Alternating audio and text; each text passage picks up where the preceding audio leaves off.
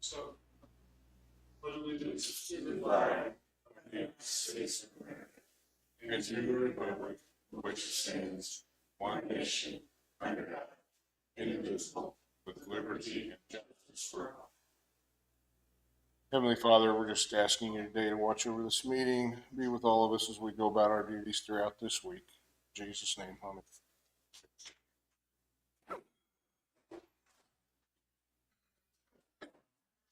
I think we've got Jason's on Zoom.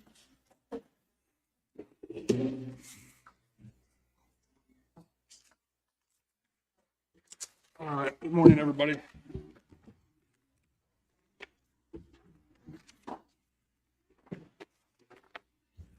As David stated, we have Jason with us on Zoom so he can hear us. I'll make a motion that we approve the meeting minutes from last week. I'll second it. Motion been moved and seconded. Any more discussion? All in favor, aye? Aye. Make a motion, we approve the claims in the amount of $516,446.46. I'll second. Motion been moved and seconded. Any more discussion? All in favor? Aye. Aye.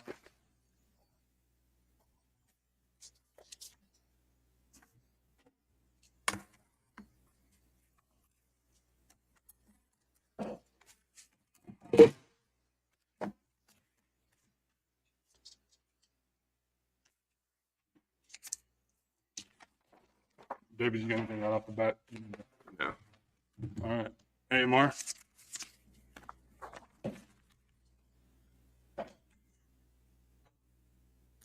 Good morning, Dawn Brooks with AMR.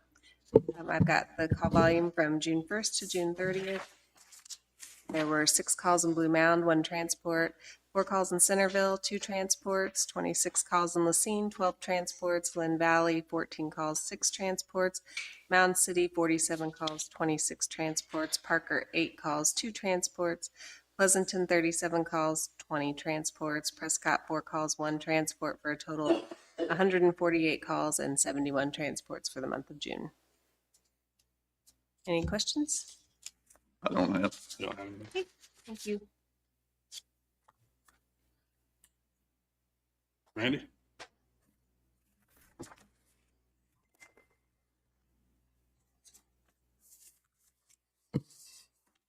Good morning, Commissioners. Randy Hagwell, Linn County Emergency Preparedness and Rural Fire.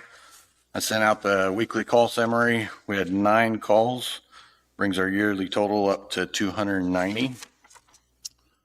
I also submitted the budget for Rural Fire last week. I didn't know if you guys had any questions or had a chance to look over the budget. I can go over that if you would like me to. Yeah, I would, yeah.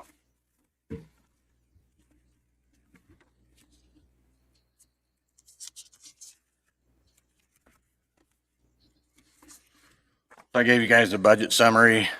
Linn County Rural Fire District runs an average of 550 calls. That's what we base our budget off of, is that number. It's been as low as 400 and as high as almost 800. So we use 550 as an average for that. This year, not much changed. I did ask for a 0.9% increase in my budget. That comes out to $6,000. A lot of that budget increase is to increase the fire call pay. For volunteers, it would go from $30 a call to $35 a call, bring their hourly rate from $11.67 from $10 an hour to $11.67 for just volunteers. The officers, it would change the call from $35 a call to $40 a call, bring their hourly rate from $11.67 to $13.33 an hour. And last year, when we gave everybody else a raise, the firemen did not get a raise. No, I don't know last time that they raised the per call and hourly raise.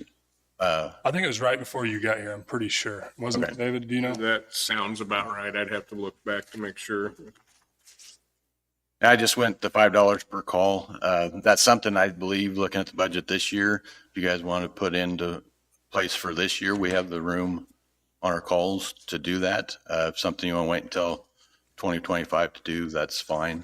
I know we discussed it a few times, so. The other major thing that I put on there was in the capital outlay, I did add $5,000. You'll probably see that over the next couple of years. That's to start building funds to replace some of the extrication equipment in the county. So.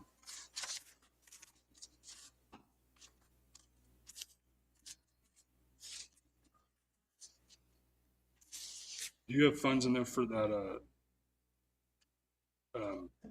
fire extinguisher thing? Yes, it's been budgeted the last couple of years, $4,000 for the refill equipment. Where are you at on that? I'm going to check with Lewisburg. They used to do it, their fire department, so I'm going to check, see if I can find a used equipment to do that with. The new ones, the shipping on them would about kill us. So the shipping was going to be as much as the machine. One of those specialty pieces of equipment is hard to find.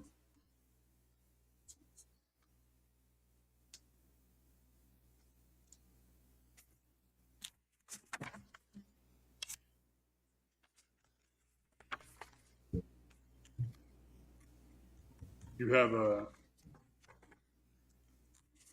next 5 years, and then you got any trucks that are going to need replaced again? Or? We have one more tender that needs replaced. It's the tender that's currently sitting at Linn. The one before that is one here at Mountain City, but with the purchase of that used tender, then that'll replace that one. So Lacing, their city used to be involved, or used to be based out of our. they had part of the station leased. Once they got their station completed, they pulled out of the 950 station, so it left us with empty bays. What did they take care of the electricity there? Is that what that was? Or? They paid all utilities. We still paid the internet.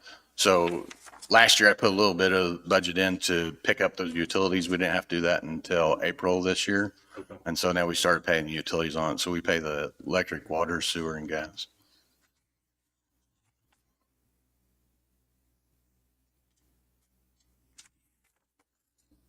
I did raise the utilities this year. It's kind of offset with some other cuts, but I did raise the utility portion. Just seems like utilities go up every year, so. So I see on you have the pest control in there. Yeah, if you look, the pest control actually was cut way down over the last couple of years because the county took that over. We're doing it ourselves. Yeah. It was prior to myself coming here, they had budgeted at 12,000. We've cut it clear down to 5,000.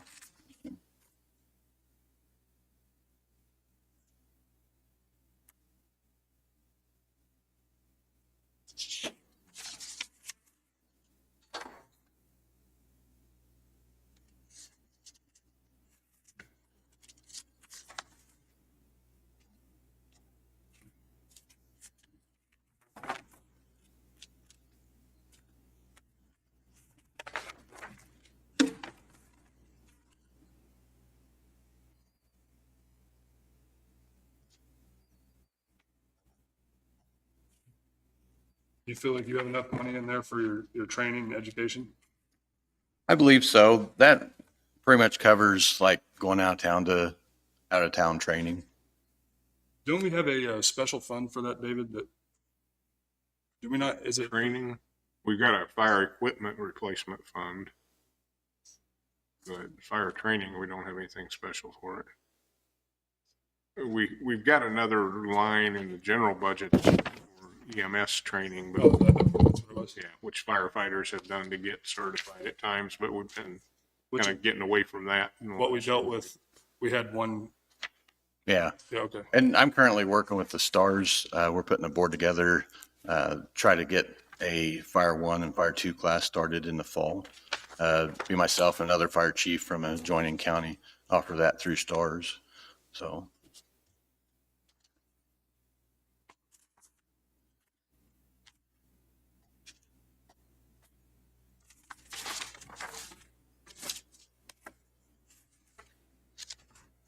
Anything big happening at any of your barns? I mean, are you doing anything different? Any repairs that's going to be needed? That's going to be necessary in the next few years or anything? No, we're sitting pretty good. We've had some other stations doing a little bit of like painting and just updating, but it's minor stuff. So.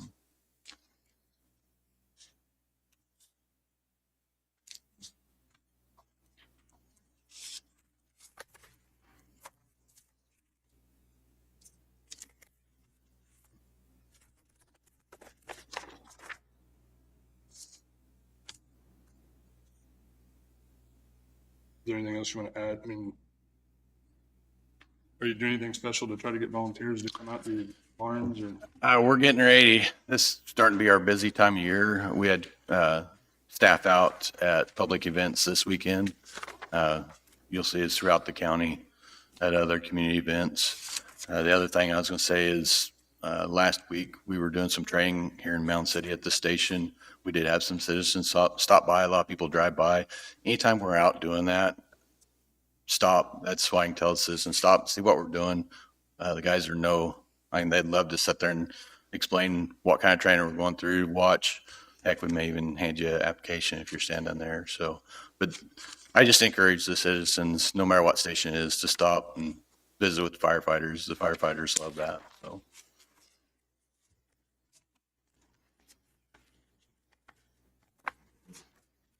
I don't think I have any more questions right now. I don't have any.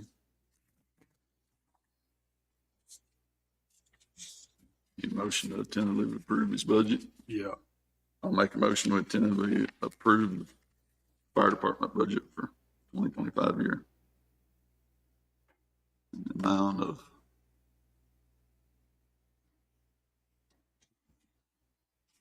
$636,250. It's increase of $6,000. That's less than 1%. I'll second that. Motion been moved and seconded. Any more discussion? All in favor, say aye. Aye.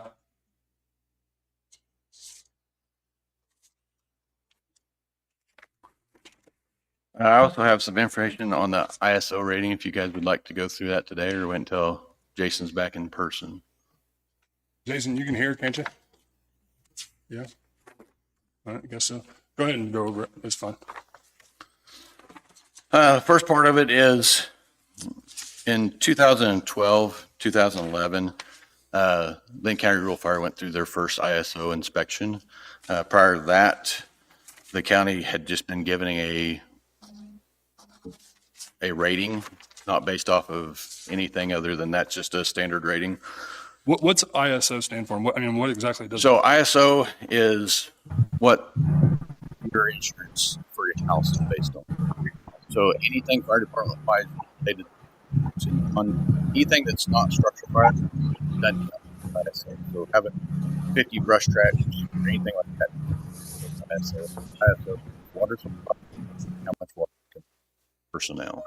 It just does with structure fires. So a lot of insurance companies use the ISO rating to dictate what your some of your house insurance is. Some of them, handful of them, do not use ISO at all. They go off your credit rating.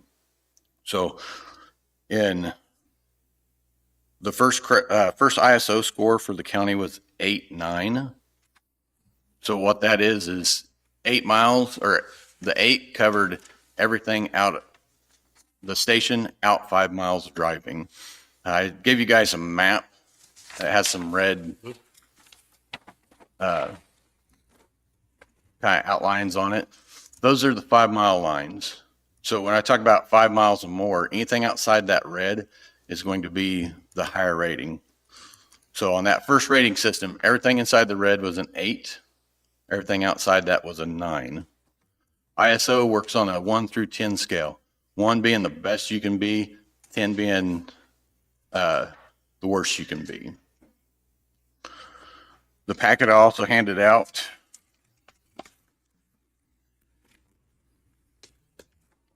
kind of breaks down what the ISO classifications for Kansas is, as far as what departments are ranked at.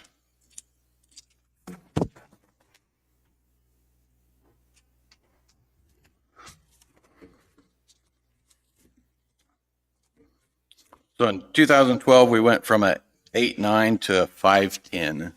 So inside those red areas went to a 5, which would have lowered insurance premiums. Everything outside that would have went to a 10, which would have raised the premiums. 2012, I came here in 2022, but since 2012, I'm guessing that we've had more influx in building outside those red areas based on the number of calls I receive on a monthly basis about, hey, I just bought this house. My insurance companies want to know, hey, why am I a 10 rating? Or, hey, I just built this new house. I can't get insurance because you guys are rated at a 10 outside that area. There's a lot of that since I've been here, those phone calls I've fielded. And that's why I went through the ISO and tried, if we don't change the 5, that's fine, but we need to get that 10 down. Even if we get it to a 9, it's going to help everybody outside those red areas. How do we do that? Do we have a plan on that? I mean, do we have to put? So if you look at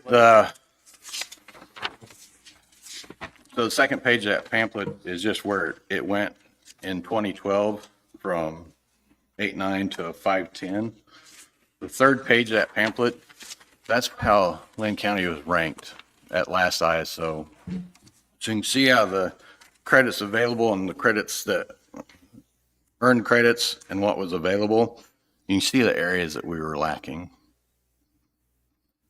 Now, one thing that Linn County does have that's different than a lot of them, their ISO ranking is not based on hydrants, where most ISOs are because of the lack of hydrants outside in the county. So their ISO rating is based on their tenders. So we have 7 tenders sitting in the stations in the county. We were given credit for that alternative water supply because of those tenders. Now, what I said earlier is it's based on what kind of water you can get, but what kind of water you can pump. So one thing that when we purchased this used truck is we're replacing one that pumps like 400 gallons a minute with one that pumps 1,250 gallons a minute. So that's going to earn us points right there. So it's the little things that we can pick up a point or two, but it would get us over that 50. Even if we can get like to 60 points, then we're going to get that 10 drop down to a 9. So at all the lakes around the county, do we have capability to pump out of their lakes, or how's that work? Most of them have dry hydrants at them. A dry hydrant you're not going to get credit for because it's not pressurized. So we have to depend on send an engine there to suck out of it and actually draft out of it. When they're talking water supply, they're looking at pressurized hydrants like what's on Rule 13 and so on. So do we have a plan? I mean, do you have a plan put together to try to incorporate the places that aren't in the red? Now, that's something I'd have to work with the water districts on to try to get more hydrants put in. It's something that we really need to address. It's just they're private water mains, so we can't just say, hey, we want to put a hydrant here. Do some insurance companies turn people down because they don't have a good ISO? Some of them, the landowners will actually have to go start looking for other insurance companies because of that 10 rating. Because either their insurance is real high, they just can't get that type of insurance.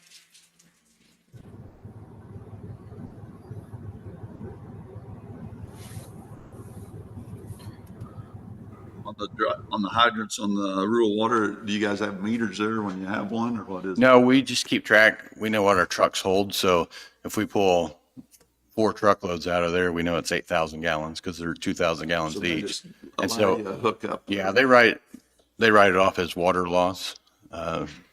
So they just want to know how much we're using out of there when we use them. Did we reach out to the rural waters and see if they would do that, or As far as putting more hydrants in, Yeah. I have not yet. That's something that, like I said, I need to work on.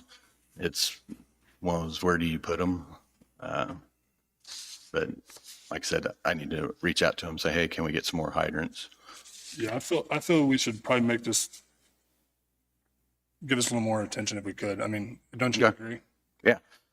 Right now, like I said, our ISO isn't based on the hydrants. The hydrants are more for our convenience to fill the trucks. Our ISO is based on the trucks that we have sitting in the stations. So I don't know if we could put in enough hydrants to drop the ISO rating alone. And the lower number you are, the better rating, right? Correct. What about the use of porta tanks and things that way? Does that help our rating? So NFPA requires every tender, which we have 7 tenders, to be equipped with a porta tank. So we have them. So it's already figured even in on this. It's just to be classified as a tender to provide the water, it has to have that porta tank. So we have porta tanks on it at every station on every tender. And what is that? Explain. So our trucks all carry 2,000 gallons. So our porta tanks are 3,000 gallons. It's a big plastic swimming pool that folds out. We can drop it, empty that truck in it, and send that truck off to refill and just we can suck out of that tank and use for operations while the tenders are just dumping into them.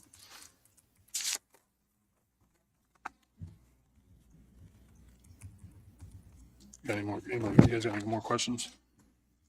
I don't know.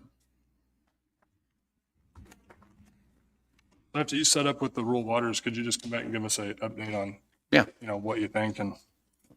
And most of these ISO ratings, they come through every 10 years. That's why in 2022, when I come on board, I really figured we'd be getting one fairly quickly. So, we could see one at any time because it's been past that 10 year. Right now, we're at what? What'd you say it was? 10 years, I know, what is our rating right now? 510. So it's 5 within 5 miles of a fire station and 10 outside that. And that's all listed out on that second page of that pamphlet. In the cities, they don't go off this, right, as you said? So I spoke to the Pleasanton fire chief late last week, and he was on when this last one went through, and he said Pleasanton is ranked off this same ISO rating. So Pleasanton's being carried on this ISO rating. They don't have their own ISO certification like we have. I have that's just an excerpt of the thing. The whole report's here. I didn't know it wasn't downloaded digitally. I can send it out once we get it all scanned in to you guys and you look through more of the facts, because it'll break down each thing. Says, hey, credit for reserve pumpers, you can have 1 point. We're giving you 8.9, and it'll tell why. But the whole report is broke down more that way, and I can send that out to you guys once we get it scanned in and downloaded digitally. And our last one was when you said? Last ISO was 2012. 2012. Yeah. And that was the first one the county had went through. But like I said, the main thing on that is the only thing ISO regards is structure fires. It does not have anything to do with grass fires. It's structure fires.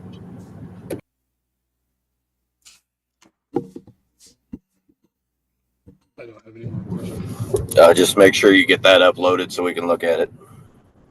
Okay. And if anybody has questions, email me, stop by the office, citizens, anything. I have no problems going through that ISO or answering any questions on anything. So.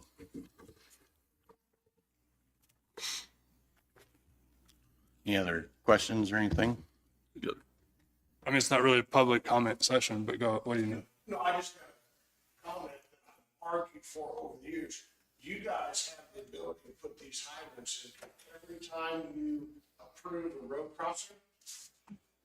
You require it. Before you do that road crossing, you tell that water district they've got to put a hydrant there. Real simple. Been arguing about that for years. But that's something that you can do. And they can also use it for flushing for themselves. All right, thank you. We'll look into it. So right. if you guys just get that set up with them, and I mean, if they want to come in and talk over the podium, that's fine too, or whatever you guys want to do. Okay, no problem. Thank you, guys. Thank you. You got the sheriff's report there where you can see it, Jenny.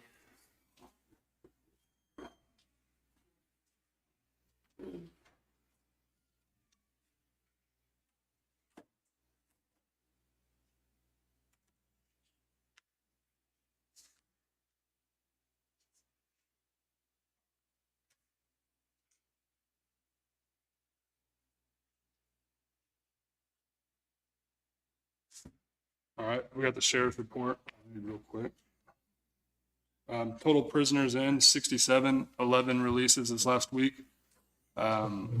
67 total prisoners in, 1 farmed out, 47 farmed in, 65 total 911 calls, 4,160 jail contacts, 384 calls for service, 32 civil service papers served, 1 event inspection, 8 new cases opened, 6 closed, 4 vehicle crashes, no SRO activities, summer break, 134 bailiff contacts, and 5 livestock out.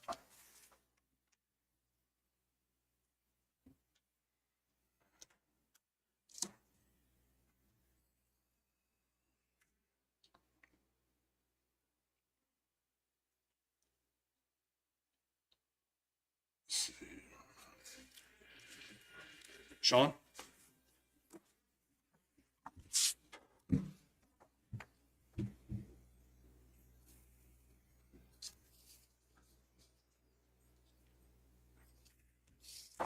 Sean West, Public Works.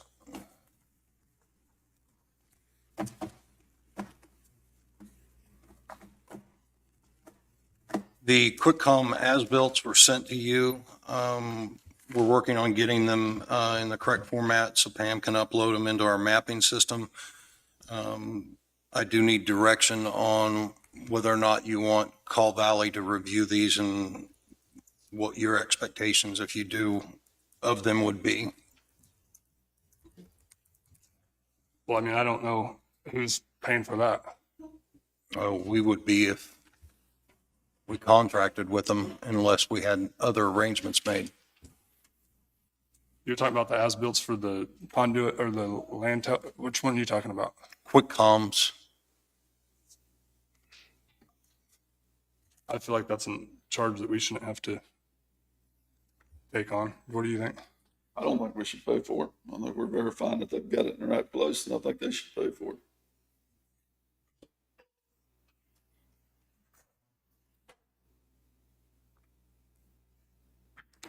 it. Yeah, I haven't had a chance to look at it. I just saw it over here. okay. Well, moving forward, if we want Call Valley to review it, we would have to ask them specifically what to review it for, and then ask them for a quote or a price in order to come back to you and say, this is what it's going to cost, and to bring the discussion to QuickCom or their contractors to see where the funding would come from. But we would have to get direction from you to know what you want Call Valley to review it for specifically. QuickCom should know to verify, be able to verify where it's at too. They should be able to tell us exactly where it's at, if it's in there where it should be, or if it's in out of the right of way where they was allowed to go. I mean, yeah, I mean, the as-built are based on, locations of the lines, right? I mean, Correct. and then we have standards. So, I mean, we're just really looking to make sure that their lines are within our standards, right? If that's what you're wanting Is it- the review of the as-bills for, yes. I think, That's what I believe, but we're doing it to verify that they're in the proper location. yeah, I agree. I think this is something that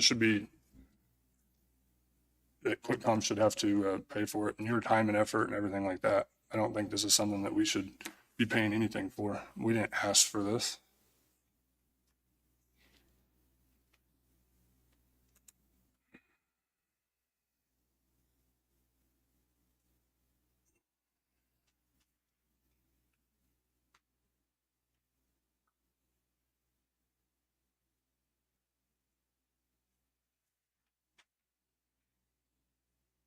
So this map you sent, or that's sent to us, that says Centerville, that's what that is?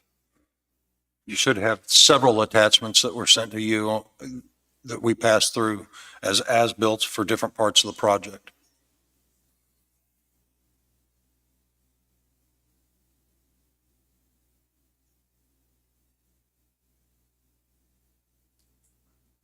When you looked at it, did you understand what you were looking at?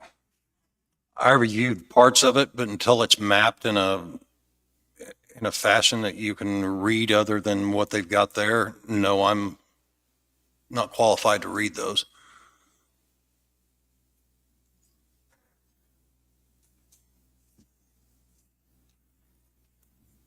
I'm just gonna take a look at it. I believe it's their responsibility to verify where it's at, and tell us exactly where the line's at. I don't think we should spend 10 cents on it. It's their responsibility.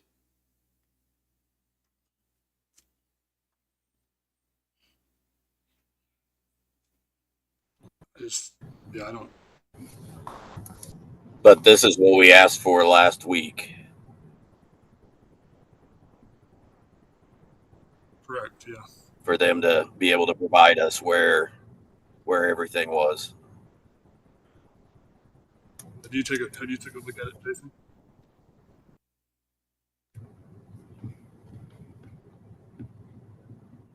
Should it not be in the, where they was allowed to dig, Jason? What if it's out of their driveway?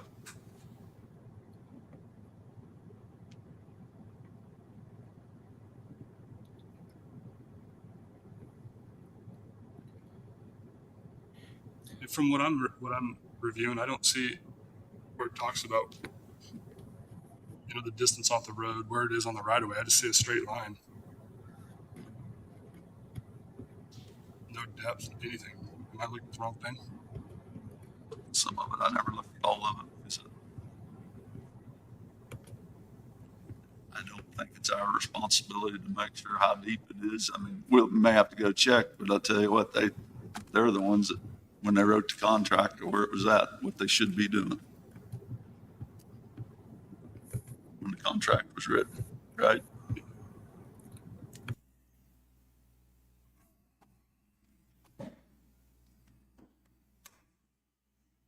And we already know they're out of the right of way in one location because it's in the road.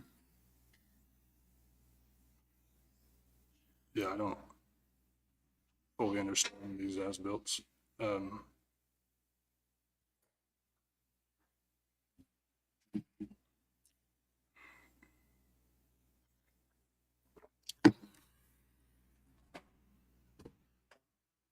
How do you feel? I mean, so do you think, we obviously need to go out for a professional opinion on it. Well, if you want them reviewed, Call Valley can give me an estimate. I can send it over and they can give me an estimate on reviewing those, but we're going to have to ask the specific questions from Call Valley as to what we want answers, whether depth complies with our permitting, whether the location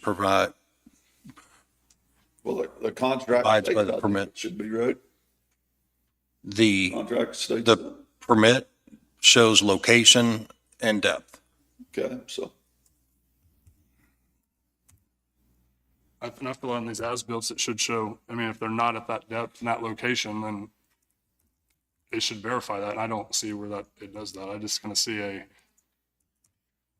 ordinary line that says half-inch ductwork or an inch and a half or inch and a quarter ductwork.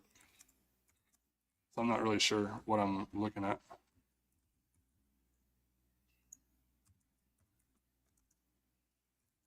So I feel like that we're going to have to go out to Call Valley and get their opinion on it. I believe they should have to pay for it though, right? I think so, yeah. I don't feel like this is a cost that we, No.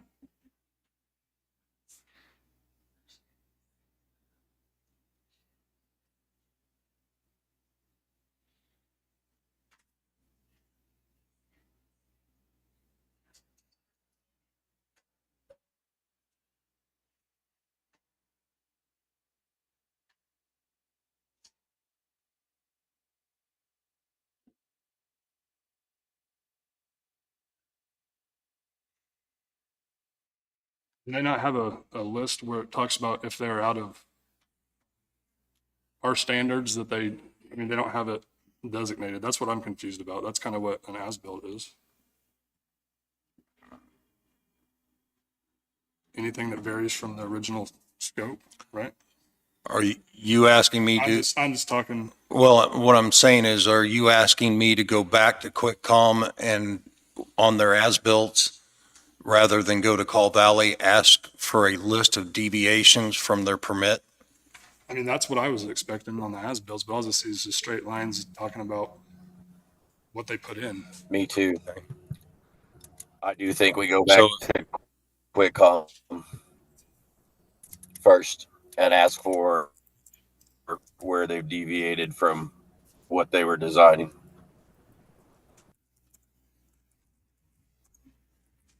I think that'd be a good starting point. But yeah, I don't feel like that we should be paying for any of this. Okay, well, before we reach out to Call Valley, if we had that list, that when it became necessary to reach out to an independent for review, that list would cut the cost down, I'm sure, if we knew where those deviations were. You might mention to QuickCom if we do go to Call Valley, we'd like them to pick up the ticket for us to look at it, because if they're out of the right of way, it's not. And as of right now, they don't have an executed permit, right? They don't have an sorry. executed permit. On our QuickCom's permit, no, not at this point. Okay. To my understanding, I'd have to review all of them, and I didn't do that this morning.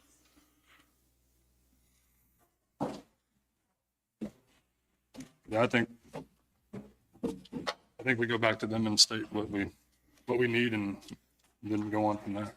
I'll reach out to them. I had a couple things, late entries. One of them, I don't know if David had already talked to you about, was a K-Camp roof assessment of buildings in the area. Yeah, I hadn't discussed that with the commission. So there was storm damage on the storm that was reported in, what was it? Do you recall the month, David? It was Memorial Weekend, so it was at the end of May, Okay. that Sunday. So, and a review of the roof structures that the county owns in the area did show damage, but I don't have a full report at this point, and that'll be forthcoming, but it will also deal with some of the buildings that we don't have direction for, which would be the old county attorney's office, the sheriff's department, some of the other buildings in the area that when we get that report, we'll need to discuss how to move forward from there. Cost summaries were sent to you. Service request up to date, 2024 request, 314 so far this year. 65 are still open, 249 were closed. Service request this week, 20 foreclosed, 16 open.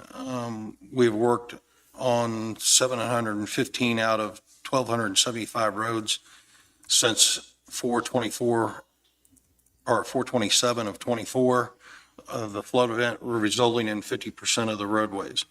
or 56%, I'm sorry.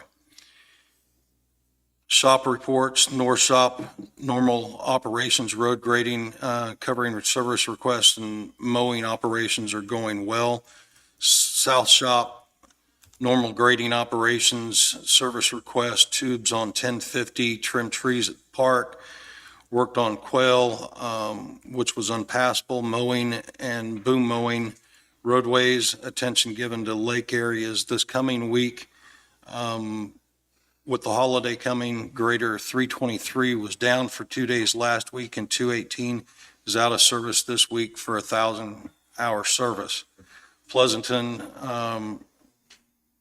road rebuild on Orahood and 1300, repairs north of 11 on State Line, which is actually Walnut Township area. I've reached out to Walnut Township to discuss that area. It's between a quarter and a half mile section that is their responsibility due to our border agreements, and it was in nearly unpassable condition.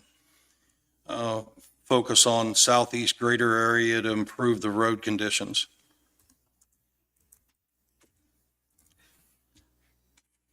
Transfer station landfill, Call Valley service agreement. This is from your discussion with Randy Purdue last week, and he needed a service agreement signed based on the discussion you had with him. I think you may have a copy of it. I can either give you a copy, but it does ask for a signature in the agreement from the Public Works Administrator.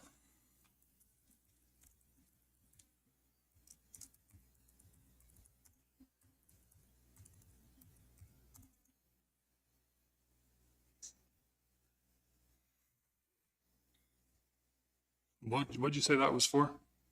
That's a discussion on the tipping floor modifications to the landfill that we discussed last week. Call Valley adjusted their Exhibit A service authorization in accordance to our discussion last week, and are only asking that we sign it and move forward with that program. Do you guys have any questions on that?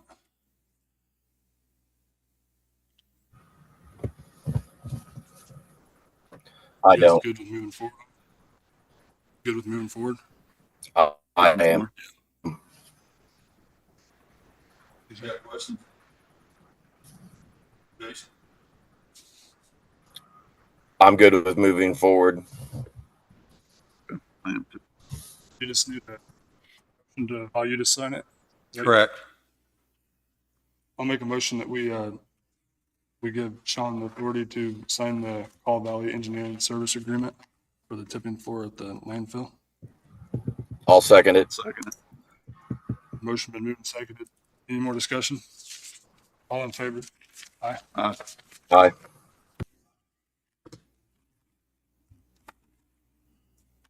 Just this morning, before the meeting, I was notified by email that our permit modification for expansion of the C&D landfill cells was approved by KDHE. We received a letter and a packet from them with a permit. So what's our next step?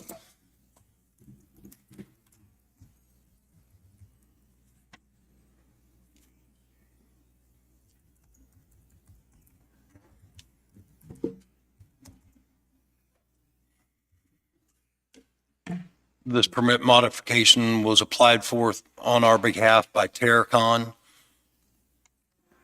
To raise to raise the 2 through 6 cells for expansion, to give us time to come up with a future plan for those cell areas. And the expansion was approved by KDHE in the form that it was permitted and sent in after a couple of adjustments to the application. And the next part of the process will be moving forward with Terracon and with yourselves to decide who and how will make that expansion physically happen, as far as the dirt work and the construction of the cell expansion. So do we need to set up a meeting with them, get them in here and, I'll reach out to them. I received that within a half an hour ago, and I will get it scanned in and send it out to your SharePoint so that you all have it as soon as I can, but I just didn't have time to scan it this morning after receiving it. David, we're supposed to have a special fund set up for that, right? For opening and closing cells. Do we have that all figured out? We have money set aside for landfill closing costs. Okay. But yeah, we're fine on what we've got set aside. We were up to what it recommended last year that we put in there. And that's just to close. That's not for the expansion. That's our guarantee to the state. If we shut it down, we'll have the money to close it up Okay. in accordance to their regulations.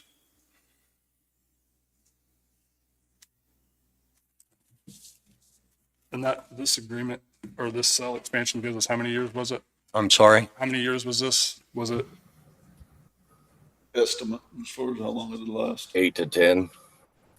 8 to Yeah, I believe that's correct. That the space provided will give us another 8 to 10 years to pre-plan the next step for that C&D landfill. And that's barring any major storm event that would cause those numbers to change. You'll reach out to them and keep it moving forward? I'll reach out to them, find out what our next steps in the process are and what our timelines for that permit are, and then give you a brief on it next week. You guys good with that? I'm good with it. Good, Jason? No. Okay. All right. Yeah, I'm good with it. Sorry, I was on the wrong page.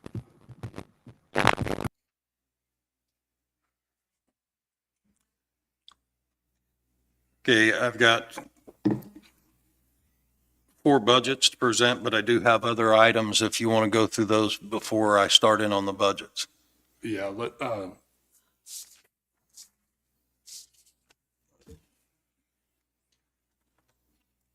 go through your other items. Do you need to do you got a lot going on today? Can you come back later after everything to do your budget or? Certainly. Yeah, The only thing else I would have is a senior center update. I met with the seniors this last week, and we've set a date for tomorrow to do a walkthrough to start staging out what we're going to be moving from the old building over the new one. And I haven't heard back from Randy on the door delivery date yet. I was notified this morning that we lost another tree at the courthouse. This is going to be on the southeast corner near the exit to the parking area on that side of the facility. It's a rather large tree, but maintenance has taken out as much as they can to get it passable and then cone the rest until we can move equipment there and deal with it tomorrow morning. And then I have budgets and a request for 5 minutes executive session for non-elected personnel. Sean, on the overlay projects that we've been doing, I've been to Garnett twice this week, and they overlaid, Anderson County overlaid the Bush City Road. And I tell you, there is no dust on this. I mean, none, no loose gravel.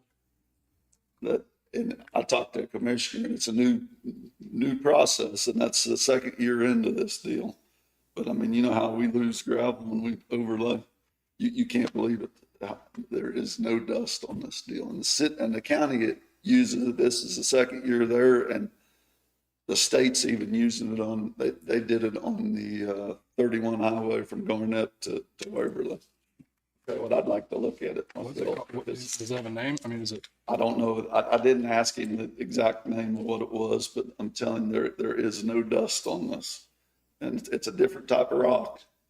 And he said it's the second year they've done it in their county, but I'd like to look at the project process and see what. I'll get with Todd. I believe he's reached out and spoke to them already. But I'll get with him and find out. We talked about it one other time, but I'd like to try some of it.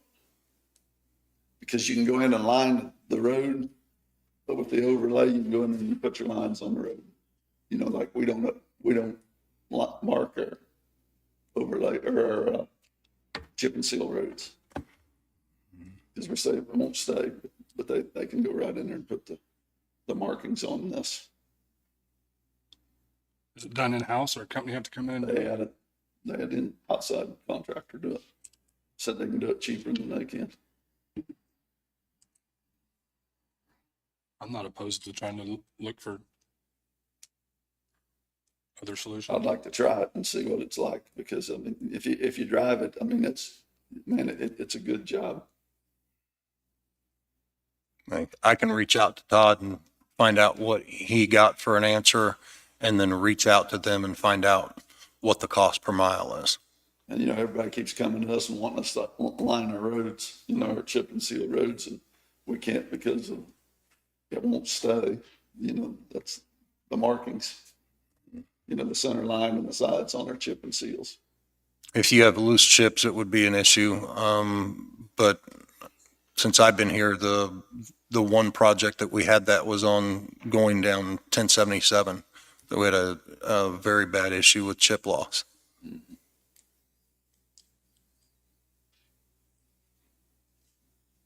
I'd like to check into it and see if we could, please. Do you have a number that Todd can reach out to somebody about, or? I'd just call the road boss at Anderson County. I reached out to the commissioner. He's going to get back with me this week, but I'm good with trying to look into it. Yeah. Sure. That's all I had until we get to budgets. I do have a question. You mentioned the roofs in the storm areas. Was the courthouse part of that? Yes. But I understand that they had to use a drone to look at the roof on that. And again, I don't know when we'll have the reporting back on that. So I know to be able to work on that, even though we don't have tax credits, we still got to submit a plan to the Kansas State Historic Society. I don't think it's really for approval or denial, but they just want to know what you're doing. I believe it's on the registry. So I think if we do something with the roof, we should probably do entire plan for the entire courthouse and submit to them. So that's something to look into. And I can get you some numbers of a preservation company that can help with that too. I actually called them this morning and I got their voicemail, but she'll probably call me back. So yes. That's all I had until we go to budget. you said you had a 5-minute non-elected personnel. That's correct. I'll make a motion that we go into executive session for 5 minutes with Sean for non-elected personnel. I'll second it.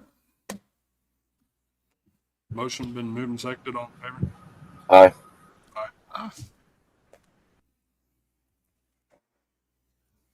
Come back. We'll be back at 9:57.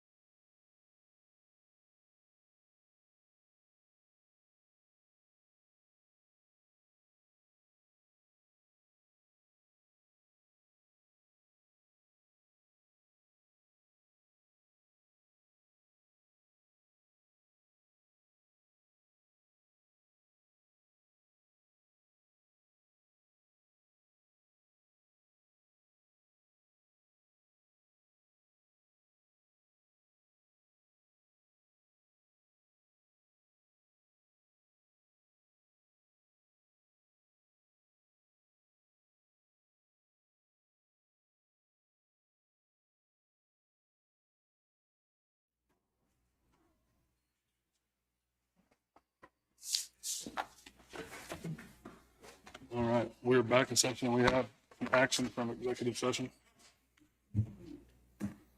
Go ahead. Commissioners, I'd recommend that you terminate a part-time mower, Walter Hardy. I'll make that motion.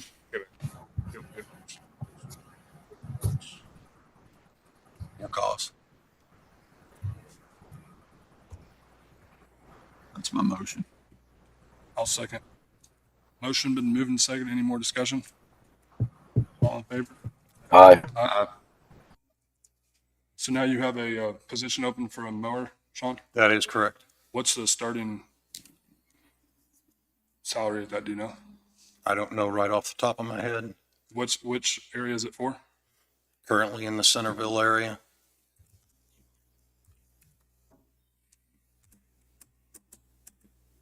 All right. And with your permission, I'll go ahead and continue or start advertising for that immediately. I'm good with that. You guys good with it? I'm good with it. All right. Thank you.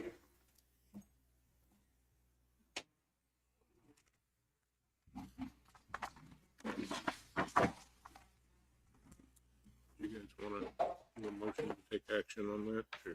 Or? At this time, we'll go ahead and open it up for a public comment. If you have a comment, please come up and state your name and your comment and go from there.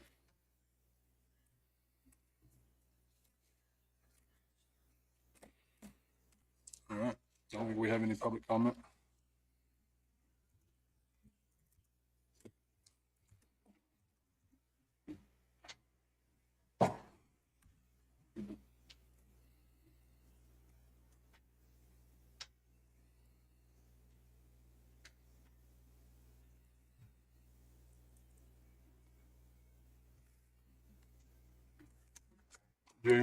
Can I read this? Just what? Whatever you want to do, I just thought it would probably be appropriate to take some action as a result of that in a meeting.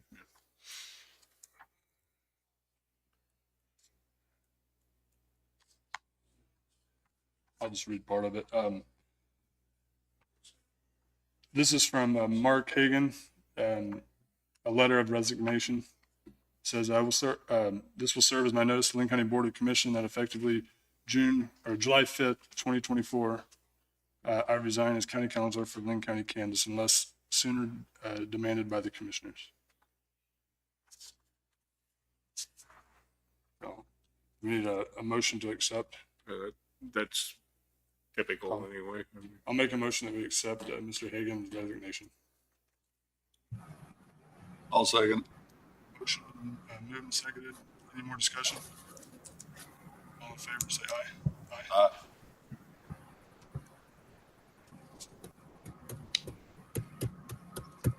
So now we got to go out. What's our process here, David? What do you guys want to do? We need to have legal counsel available when things come up. Last time we advertised and we interviewed 3 people. Mr. Hagan, advertise again, contact the other 2 of those again, whatever you would like to do. I think we should advertise. I think we should advertise too.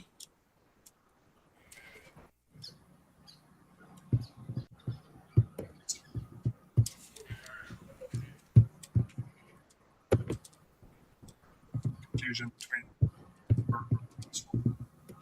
it's the county's advisor, right? We had made a resolution way back when. There was some confusion on if he had to take that role or not, correct? Yeah, there was definitely confusion. So where are we at on that now? Do we need to talk to Burton? Probably, because I don't have any legal advice for you. I can't do that. And I don't know where we're at on it. So one of us need to reach out to him. Either you can, or I can tell him you would like to talk to him. I can try to, if you guys go to that, I can try to reach out to him today. That's fine. I'm good with it. All right. When I talk to him, I'll email David and we can go from there.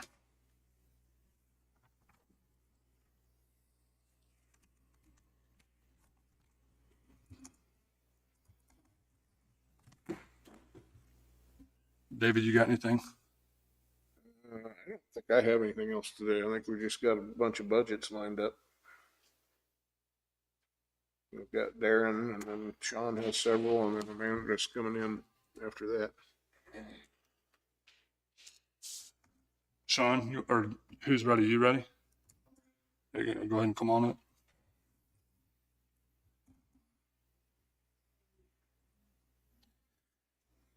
Good morning, Commissioners. Darren Wilson, Planning and Zoning Director. I'm here today to present my 2025 budget. Personnel, the salary includes a 3% cost of living increase that was asked to be included by the clerk's office. Contractual, I raised that $10,000. The additional cost is from the approval of the purchase of the cloud permitting program in 2024. It was purchased with the ARPA funds for the first year. Also, contractual includes public notice, publications, mailing for codes cases, mailings for public notices and conferences. Commodities, this line item will stay the same for planning and zoning, code enforcement, floodplain management, sanitation. Line items include fuel, office supplies, miscellaneous, and tools. Capital outlay will stay the same. I'm asking for $100,000. The increase is $11,500, which includes the cloud permit and cost of living increase. Also, Danny, you had asked for job descriptions. Yeah, can you just state like kind of what all you deal with in your office and Duties of the zoning administrator is listed out in Article 22 of the zoning regulations. Issue all certificates and permits, supervise all floodplain development permits and certificate, administer and interpret the zoning resolutions, administer and process all zoning amendments and conditional uses, administer and process all variances and exceptions, administer all official road names and addresses, collect all fees and assess all late charges, accept and process all plats, surveys, and site plans, conduct all inspections, investigate and process all complaints and violations, issue stop work orders, prepare all staff reports, prepare all amendments to county plans and policies. Duties and assignments as delegated by the Board of County Commissioners from time to time. Serves as a representative for the County Commission, Planning Commission, and Board of Zoning Appeals. The duties requires relaying recommendations on land use applications and planning policies for Linn County in a manner compliant with state law. Assist the public in applications, procedures, and enforcements of county resolutions. Works directly with the Linn County Attorney and County Counselor on enforcement issues. Will be required to prepare for court cases and testify when necessary in enforcement of county resolutions. Constantly review new state laws regarding land use, wastewater disposal, and property maintenance to assure legal conformance and adopted county resolutions. Review and keep the sanitation code current. Ensure construction on all site wastewater systems installed in the Linn County for compliance with adopted state law and county resolutions. Complete field inspections, investigate zoning and sanitation infractions and complaints and pursue those which are deemed legitimate. Review surveys, subdivision plats, and site plans for conformance with county resolution. make changes and review the comprehensive plan yearly to reflect the current development, economy trends, responsible for floodplain management, reviews and approves site permit request, reviews and makes changes in the zoning and subdivision regulations as revisions are requested by the Linn County Commission at the Linn County Commission's direction, coordinate compliance with all applicable federal, state, and other regulations and policy. This would include ensuring required licenses are maintained by personnel, oversee application and permitting for all permits required by the regulations of the Public Works Department, inspect foundations and tracks foundation permits, writes and submits grants as required by the Public Works Field Administrator, files and maintains survey record, conducts all aspects of sanitation inspections.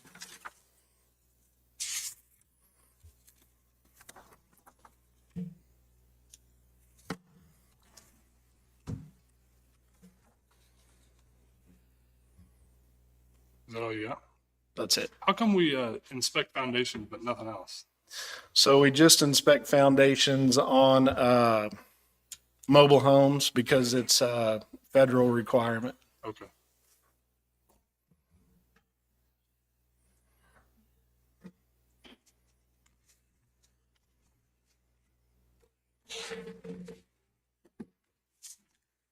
While you're up here, your system that you have that tracks your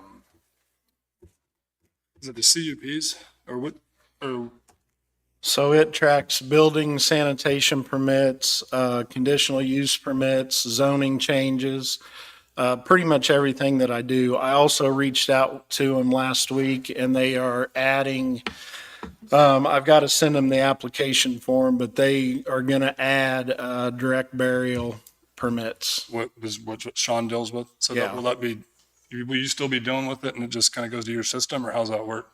So this system's set up that I can add users to it. So like I can add the appraiser, they can go in and look at building permits, sanitation permits, if they come across something out in the county when they're out doing their inspections. So they can actually go in and look without calling and bothering me. Sean will have access to it. I can pretty much, I think I can give 6 users, access to be able to look at anything in it.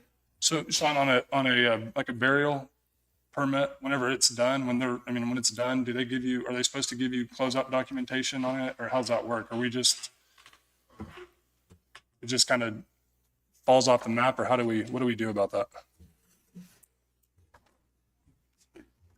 Most burial permits, the majority of are a water line or a utility crossing across one roadway or underneath one roadway.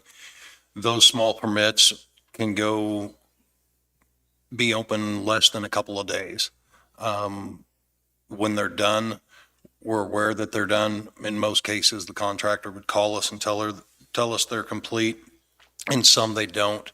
But in the majority, they would. Those bores and those permits are not usually something that would require a lot of review like these larger projects. The larger projects, we know that they're closed out because the contract itself or the contractor itself pulls away from the project, and we're in communication with them a little more frequently than the smaller contractors, with the exception of some that have been delayed.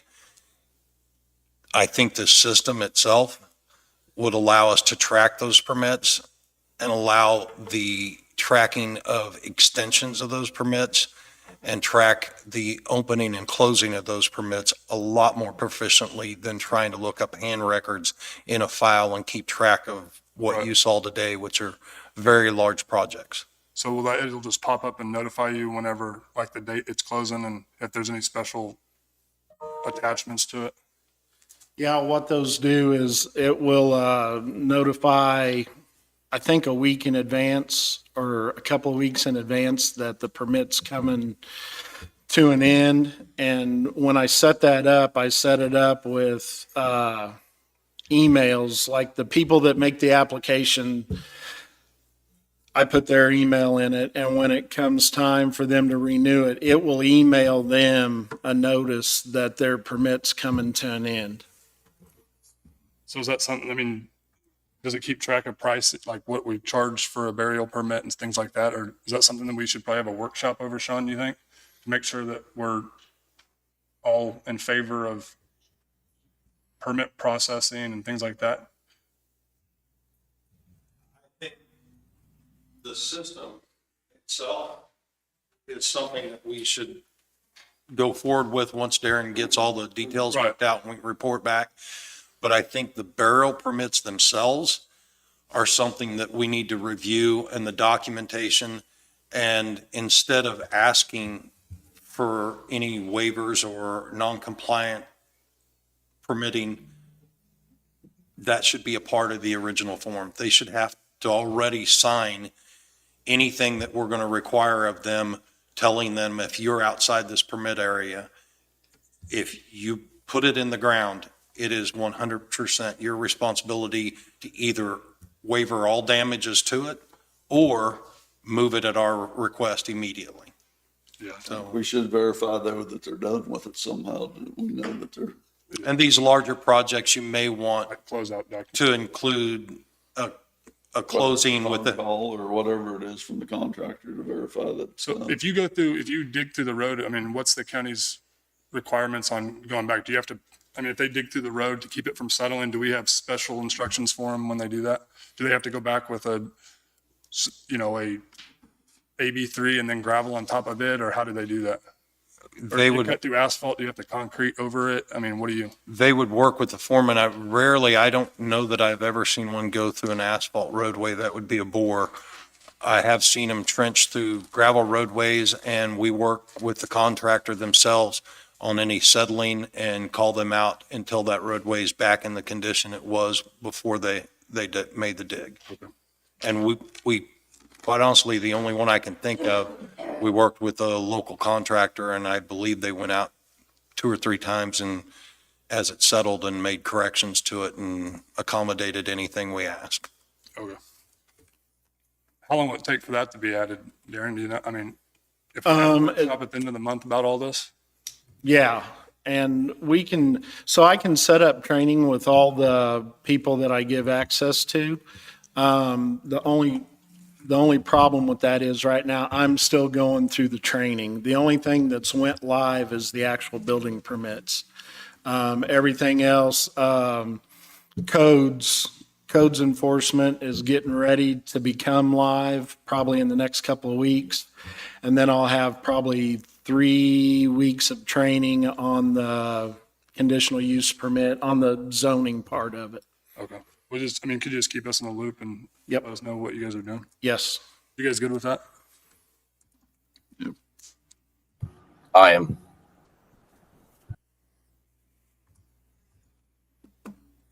And was it this year or last year that you changed up the sewer inspection or the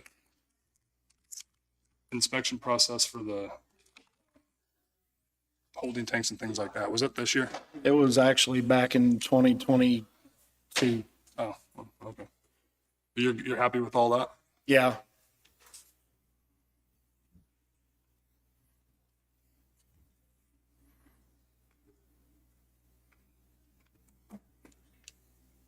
You guys have any questions for him? I don't know. So I guess this one, the 8,500 a year will be into 2026 and it's paid for, or? So it's a yearly fee. The $8,500 is good through 2026, and then I'm sure that they will give me another price after 2026. So we'll pay 8,500 in 2025 and then through 2026. 2025 and 2026, yes.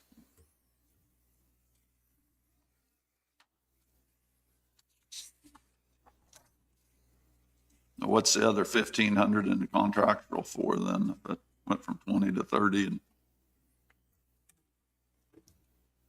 So I just used a round number and put that in there. I know that publications are going up in price, and I also don't know how many publications in a year that I'll have. That's an unknown.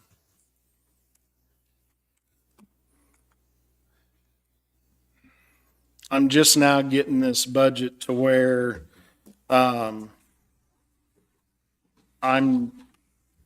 in control of it. The first year I was here, it had Bobby Young's salary in it, plus mine.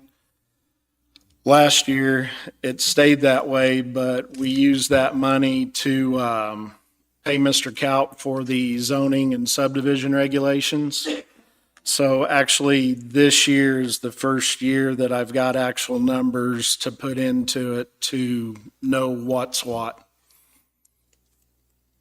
The contractual line item at this point in the year, we've already spent $7,800.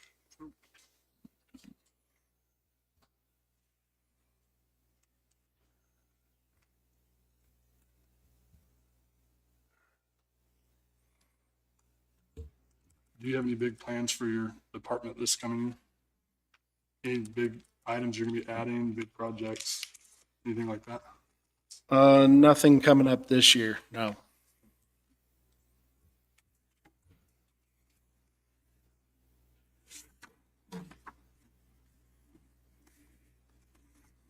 Last year's budget was 88. Last year's budget was 88,500. That was actually before adjustments for Right. payroll. It Right. was, hang on, let me give you a number. I noticed that on Randy's earlier too. They were looking at what was budgeted on the request, and then I went back and adjusted for cost of living. So this one, the current year is actually 90,300 instead of 88.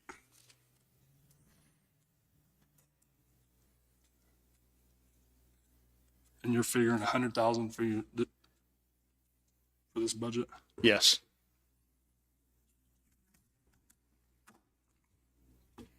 I'll make a motion that we tentatively approve the planning and zoning budget with Darren at 100,000. Motion. I'll say. Motion. Second, any more discussion?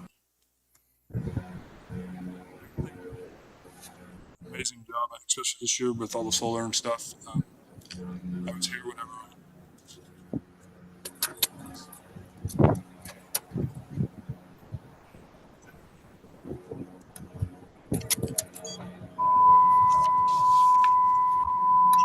Thank you. So we have a motion and a second. All in favor, say aye. Aye.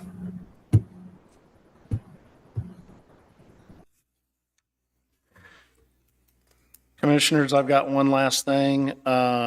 Linn County Planning Commission, notice of public hearing.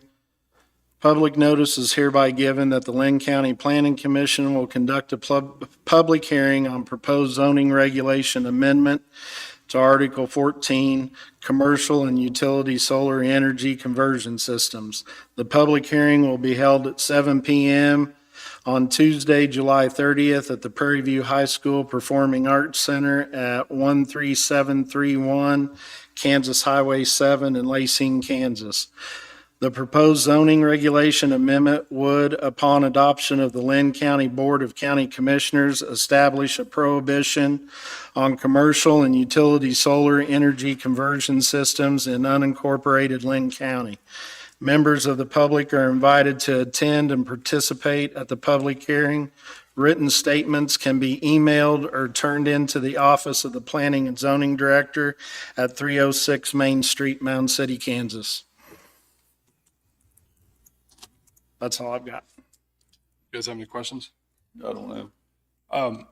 One thing I do want to ask before, I mean, a little sooner than later, I don't know when you'll do it, but could we set together a workshop to go over our current comprehensive plan? Just review it, make sure we're up to date on it. I know that meeting that we all went to, they had stated that we probably need to go over it every year. So that's something you guys would in favor of. Maybe we could set up a workshop or something. Do you want to do that with the commissioners and planning and zoning, or just with the commissioners? I think probably with the commission first, and then, or maybe you go to your comprehensive, or you go to your plan committee first, and then if they have any changes, bring it to us, and then we can review it. Okay, What do you think? That's what I think. They ought to look it over first. So okay, I can do that. I think so too. All right, sounds good. Thank you. John, you ready?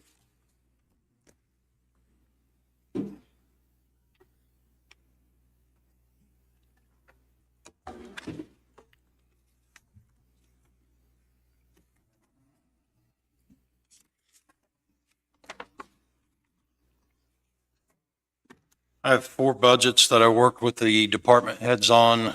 Currently, we're still working with department heads to gain input on the budgets, but they have not taken over in completing the budgets.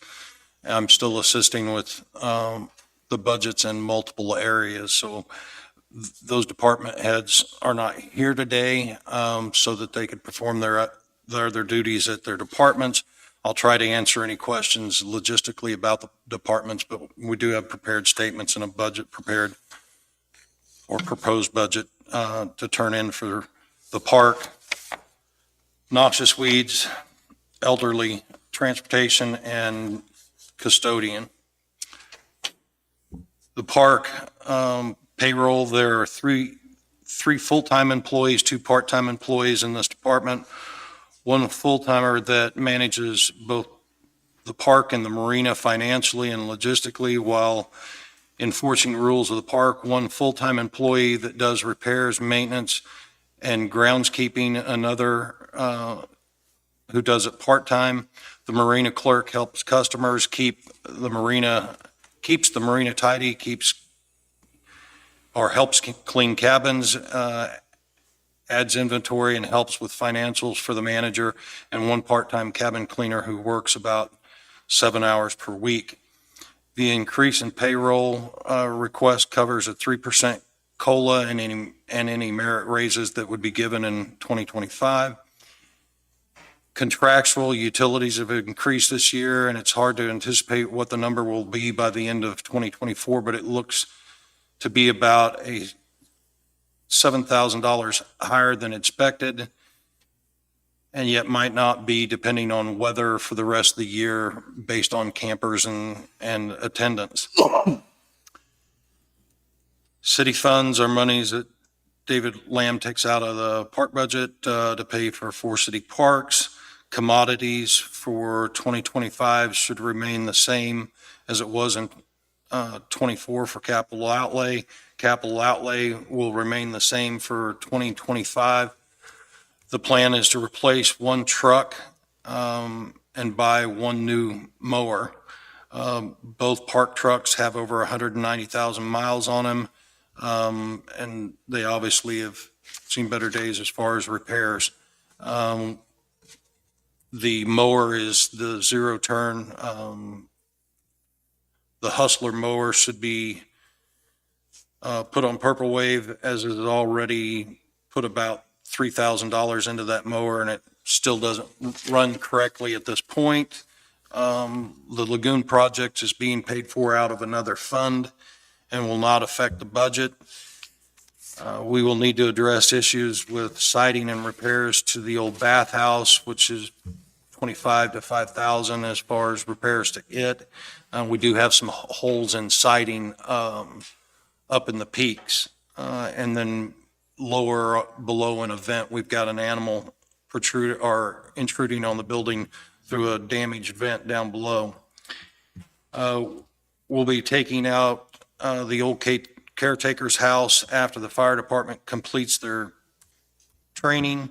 This should be done in-house and shouldn't cost us any more than dirt or cover material to recoup the ground.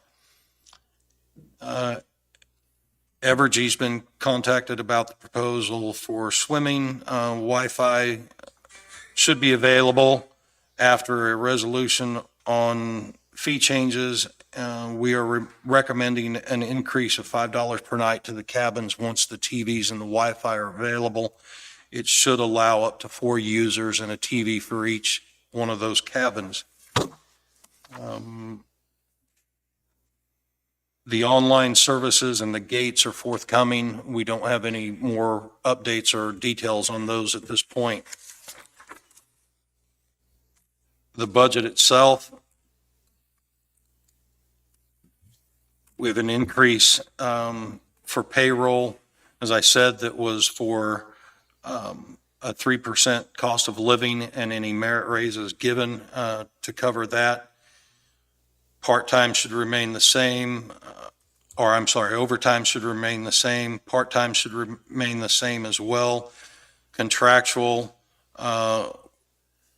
with the projection that we have here, we're going to be increasing $2,000. Utilities took a little bit larger increase, and we're projecting a $7,000 increase there. City funds remain the same at $3,000. Commodities remain the same. Resale items at $20,000, and gasoline tax commodity at $1,000. Capital outlay at $50,000 for a total of $423,932. This is up from the $410,750 the year before. The majority of those increases, as I said, are utilities and personnel. So on the utility, how are we going to recoup that? Are we raising the prices? I mean, how come? I mean, why is there such an increase in that? These are utilities that we have for water and electric. Like the hookups per campsite? Yes. So are we, And we will have to address those at the end of the year and bring those rentals on those spaces up to accommodate that expenditure. And we address that every year with several of our departments, to include the landfill, the park, and other departments that have service-related fees charged to them.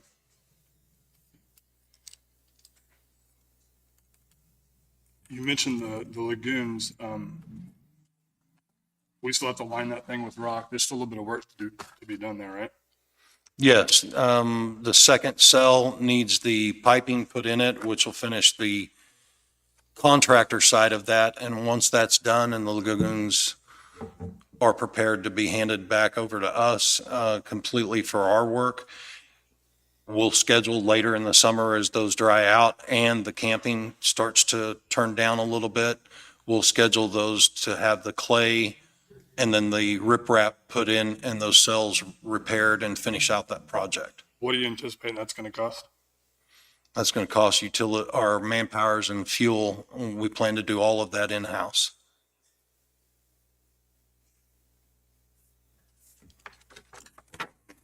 You guys think we should put a fee into each of these camping spots to start paying for utility, paying for lagoon cleanup? I think so. I mean, I think, yeah. I mean, That'd be 30 years down the road or 20 years, but that would not add it to the charge of the start tracking it. And I think we can bring down the cost that we paid at this point. If we sludge test that first well every year, then we should be able to. how much does that cost? It's free. It's provided through our association with Kansas Rural Water, but they go out and they sludge test the well or the cell, and we can, at a 10-year interval, set those up and know ahead of time that we can desludge one well instead of redoing and desludging all three. We can do things in the future to keep this cost down. But there will be some cost to it, so Yeah, I think we ought to plan ahead. like some kind of fund that $2 per camper puts in. I mean, it goes into a fund each year that will pay for that. How many years can we get away with not doing anything on it? I mean, typically, how long does what we just did last?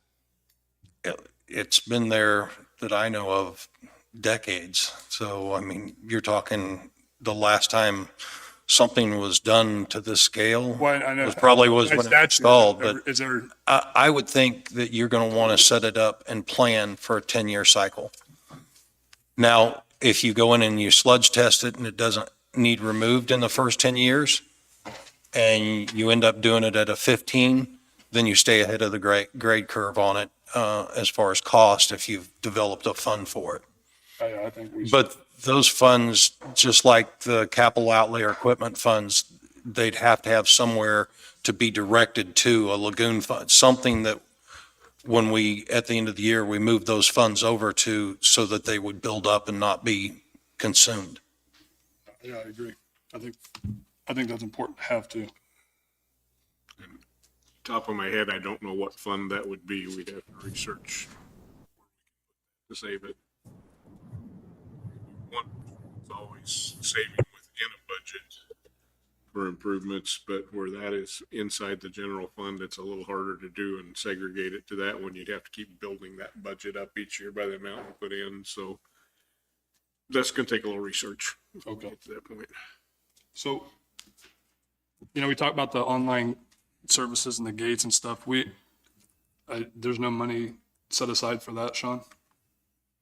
We haven't budgeted for that because it hasn't been put in yet.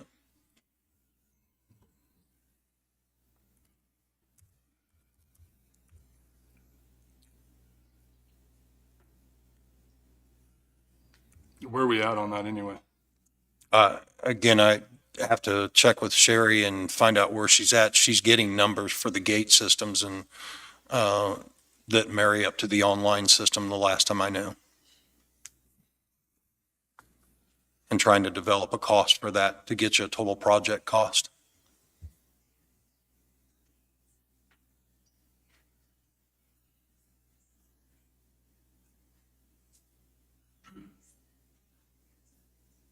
Beyond what we have going on right now, is there any big plans for the lake? I mean, have we got anything scheduled, bringing people in? I mean, I think Sherry was going to talk to you. She has similar to the horse camp. I'm sorry, not the horse camp, but the horse trails. You know that we used a volunteer and their labor and their fuel to clean out the horse trails. An interested rider donated his time and fuel and equipment under an agreement with us to go and recoup those trails that had been overgrown. Similar to that process, she has several people that are interested in installing the dock system that was given to us. So it would only bring it down to parts as far as the cost to install it. She'll bring that to you, or I will, in the very near future. And then we've also got to look at projects such as road maintenance and or building maintenance after the lagoons. But the lagoon is going to be the big project for this fall to finish up.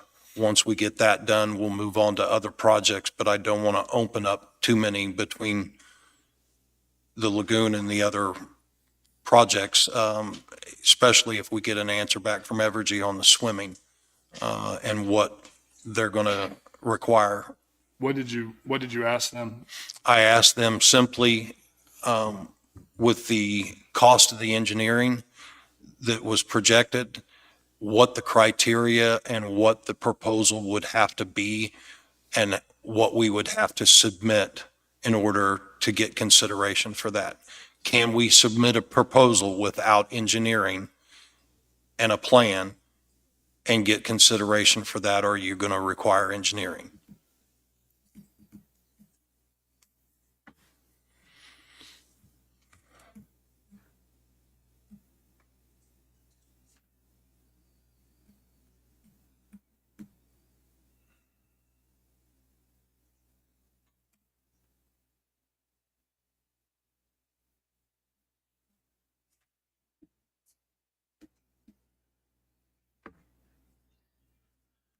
Do you guys got any questions?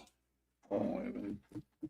This mower you were talking about, does it just do the little sites, or do we have a Yeah. tractor that does the right where the old pool is? We use a brush hog for the large open areas. We're talking about a zero turn.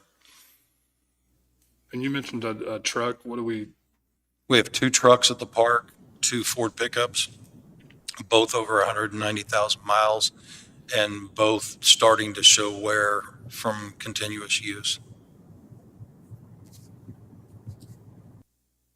those are just to be used around the park? Or what do we, I'm sorry? we're just used around the park?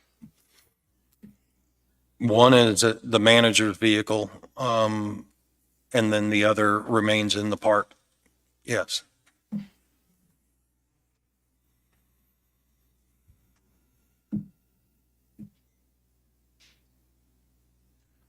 And the manager's vehicle will drive home, or what's, That's correct. She gets called out for cabin issues, rentals, and other issues that occur in the park overnight when we don't have security there.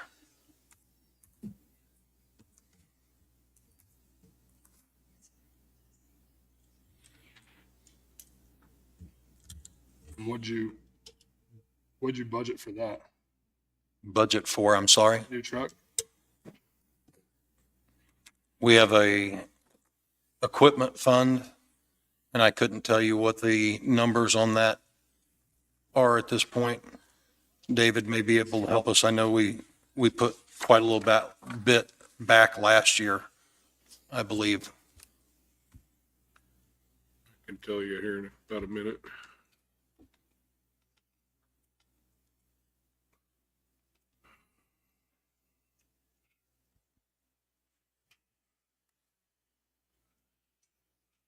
You don't know how long it'll take for her to get tentative numbers on the gates and things like that?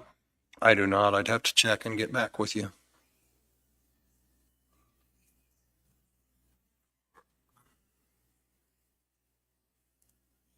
We've got 44,000 left in equipment reserve for park. However, part of that we may use to finish up lagoon with your piping and stuff too.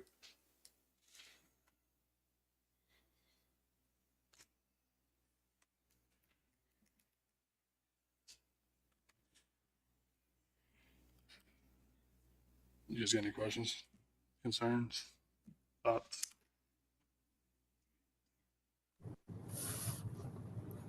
I don't.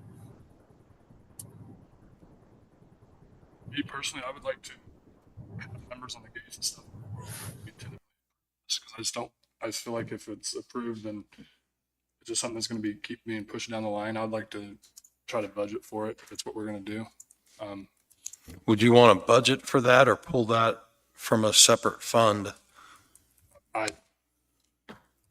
as a capital project? Because, I mean, it would, I don't know what the numbers are, but it would significantly increase a budget in a single year.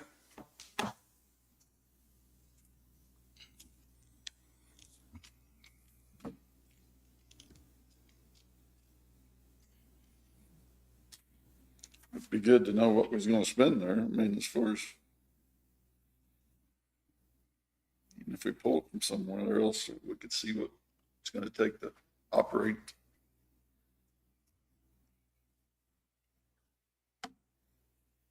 I guess where I'm at, I'm not in favor of increasing the budget right now until we get a good plan on what exactly, which direction we're going to go with the gates, the swimming, things like that. So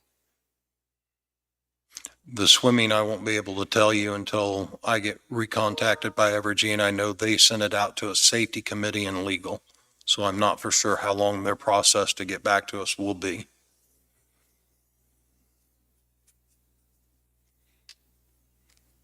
how do you guys feel?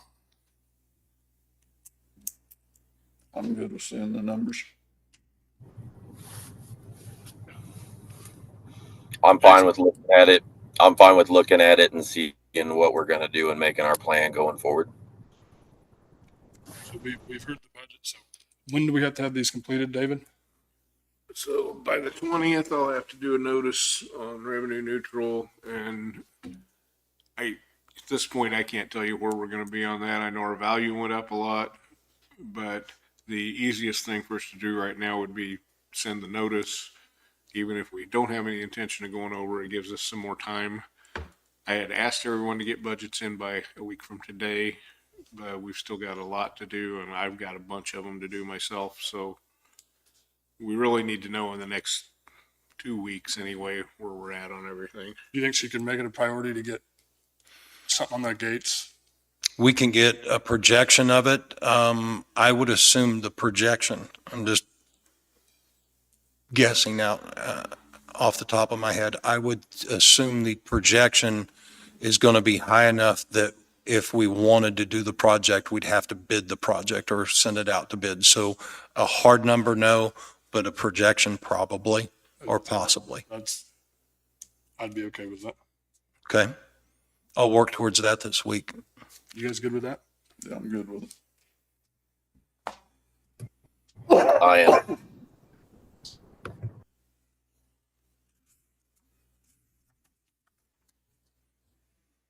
Should I move on to noxious weeds? Yeah. Okay. There are 2 employees in this department, one full-time and another who splits his time between noxious weeds and solid waste. Tasks include spraying for noxious weeds throughout the county along nearly 1,000 miles of county roadway, spraying noxious weeds on county properties such as the airport, the park, county tower sites, and around county-owned buildings and parking lots. This department has taken over pest control duties in all county-owned buildings. The director of this department manages cost shares and that program as well. By working with property owners and chemical suppliers in our area, finally, the director is responsible for reporting the department's activities to the state. Both employees have acquired the necessary state certifications for handling, applying, and managing of noxious weed chemicals, and have also acquired director certifications for management of the noxious weed program. They have acquired the necessary state certification to manage and apply pesticides, which allows them to manage the county's pest control program as well. The increase in payroll covers a 3% COLA and any merit raises that would be given next year. Contractual, which pays for utilities and other services, had a slight increase. Commodities will also remain the same for 2024 with no increase. Contingency chemicals, which pays for the county's cost share program, will remain the same. Capital outlay, this department has 2 vehicles, one newly purchased UTV. One of the vehicles is a spray truck, which is set up as a spray rig. The other is a used vehicle and is used as a administrative pest control vehicle. The newly purchased UTV is being used to reach areas which have rough terrain and are away from the roadways. The request for noxious weeds last year was $192,470. This year is $198,745. And as I said, there's a $1,000 increase in one line on contractual, which is covering utilities. And the rest goes from $970 last year in payroll to $101,245.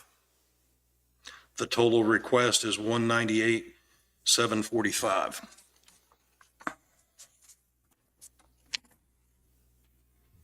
Does he have any big plans for this coming year? Big purchases or anything that he needs to help run more efficiently? I don't believe there'll be in the next 12 months any large purchases in this area. This department's run pretty well financially, and we were able to put money back in. We've got a noxious weed contingency fund, and we were able to purchase ahead for chemicals, allowing us to purchase when the chemical prices were low, so we were ahead in our stock. Last year it was, as you remember, we were buying out of necessity. This year we've set aside and got ahead of the purchasing program. so that we're buying chemicals when the costs are low and just before it increases with our suppliers. So I think at this point, we're maintaining the program. We're going to look to maintain it, and we're going to look to continue to knock down the pricing and manage those chemicals. There could be, at your discretion, our cost share program, we normally cap at $30,000. You'll see it's line itemed at $35,000. That gives you the ability, if we have an increased amount of requests towards the end of the year or fall spraying, the ability to because we can't shut the numbers off immediately at 30. As we get requests in, they go a little high, a little low, and we try to trim them off to shut that program off at the end of the year. That gives you the ability to add or detract from that program as needed.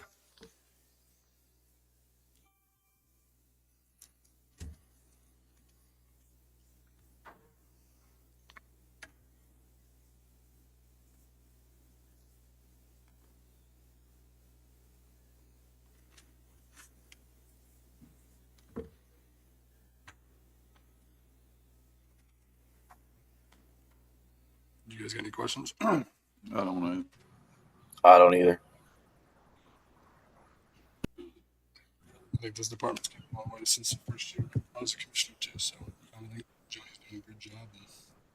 And I'd tentatively make a motion to approve his budget at $198,745.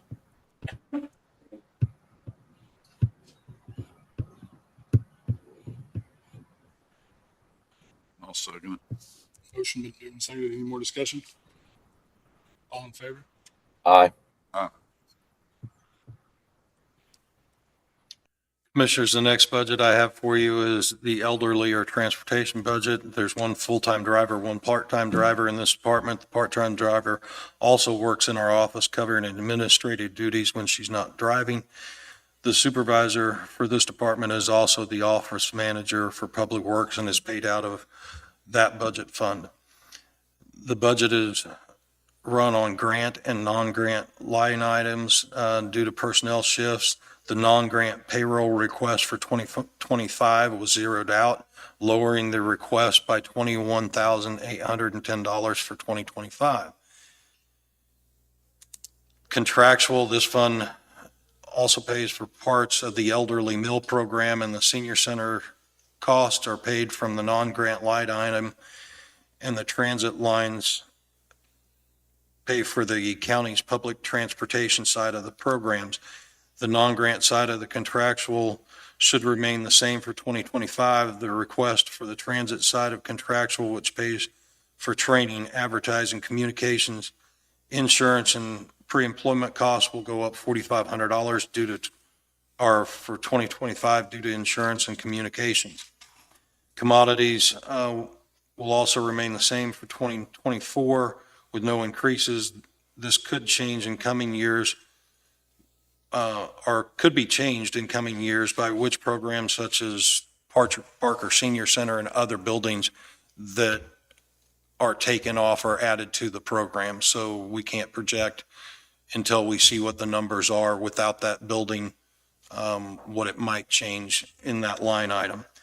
There are 3 vehicles used in this program. 2 of the vehicles are grant funded ADA compliant vehicles. One's an administrative vehicle used as a backup, which is not ADA compliant. Capital outlay will remain the same for 2025. Plans for this funding would be used to pay for a new administrative vehicle and set back money for matching portions, other replacement for ADA vehicles in the future. We're in very good shape with the 2 vehicles that we've got. I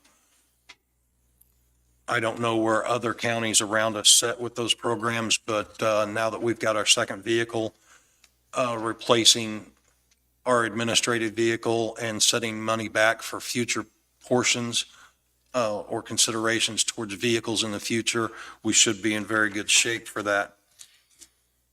As you can see on the proposed budget, payroll, non-grant, last year's request was $21,810. This year, that line item went to 0. contractual under transit went up 4,500. And your transit payroll went from 59,670 to 68,000, bringing your totals last year's request from 241,980 to 233 for this year.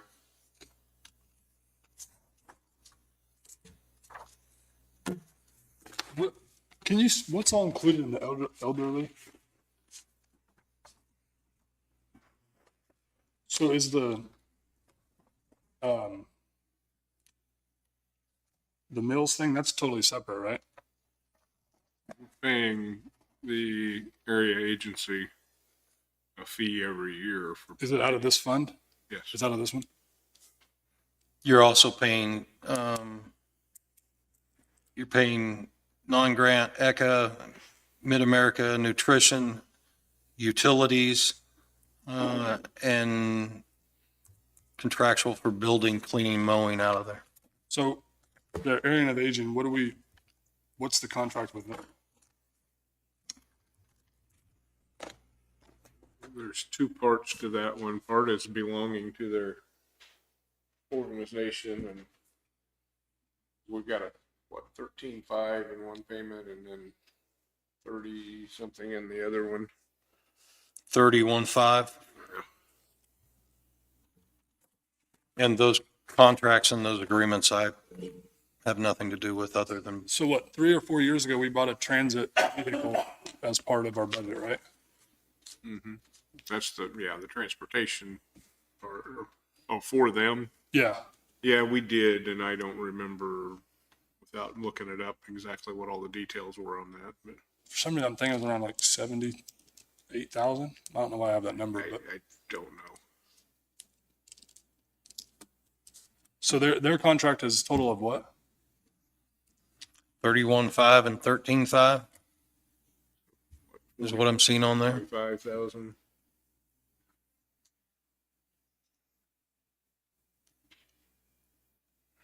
And they have a person work at each elderly site, correct? And do they pay for them or do we? They do.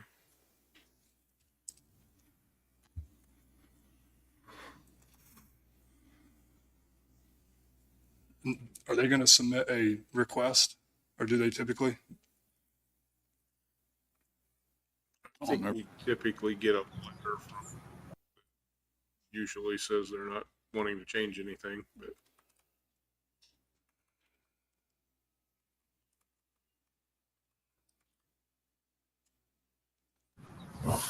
We'll be having a board meeting in the next couple of weeks, and that's when we'll be making any changes from that standpoint. the 31.5 looks like it's the part we've got in for meals. That's where we're going to pay for that. And let's see the other one's being paid right there yet. Maybe it's on the transportation side or.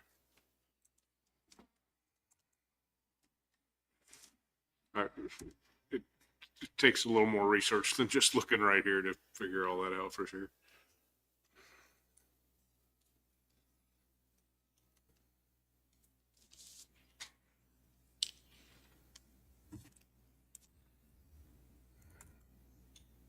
Okay. 13.5 is for agency programs and services. Which is what? So I think that's more our dues or contract amount for being a member of that district.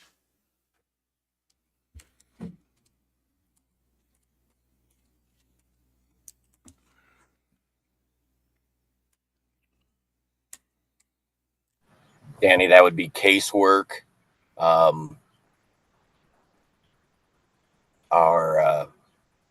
Getting them, helping them get signed up on Social Security and things of that nature, Medicare, Medicaid, those type of items is what would be included in that part of the service.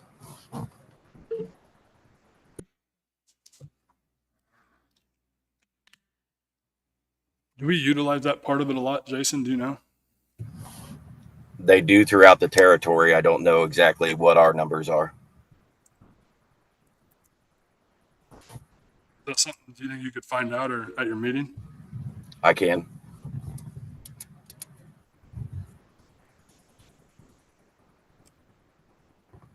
I guess where I'm at, I know that Sheriff had mentioned it, a few times about why don't we do it in-house over here at the jail. I don't know if that's something we should look into, speak with him about it, see if we can do it cheaper than 46,000.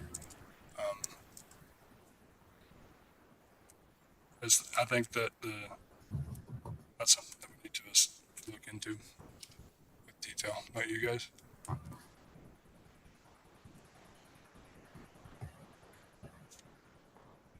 So the 13.5 yearly contribution amount, as far back as my record goes on the accounts payable system, is 2016.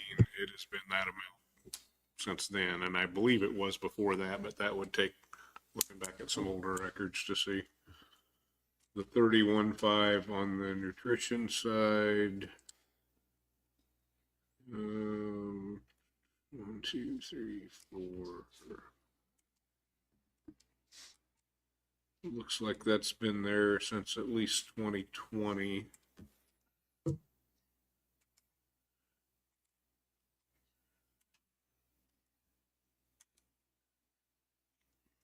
And there may have been some different amounts before that. Here's a reimburse on something. Let's see what that one is. So in 2019, we paid $23,874 for reimbursed cost of a meal delivery van. I don't know. I thought 70. I don't know where that number came from. You may be thinking about our transportation vans, which The is one we not bought, through might them. have been 70 something that we bought here, just got it, It's still part of our elderly department, but that's not with Mid-America or East Central Kansas. That's our transportation side of it. Is there any way we can do this kind of like we did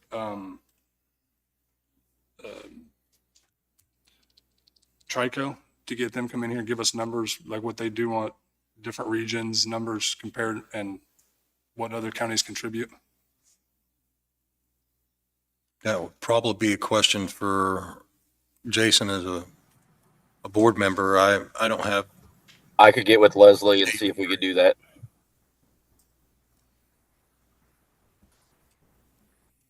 I'd feel more comfortable doing it like that. Okay. I'll give her a shout. Jim, how you feel? I'm good with that. So no action on that one today then? Is that where we're at? That's where I'm at. Custodial, there are 3 full-time employees in this department, 2 who cover daily cleaning operations for 4 buildings in Mound City, and 1 that covers maintenance and repairs throughout the county on all county buildings. The number of service requests completed in 2024 to date are 70, not include contacts that are made like this morning's tree incident directly to him. These are just requests that are entered into the system. Doesn't reflect the total number, and I wouldn't be shocked to think that there are 3 times that in direct requests to our maintenance department. The increase in payroll covers a 3% COLA and any merit raises that'll be given for the next year.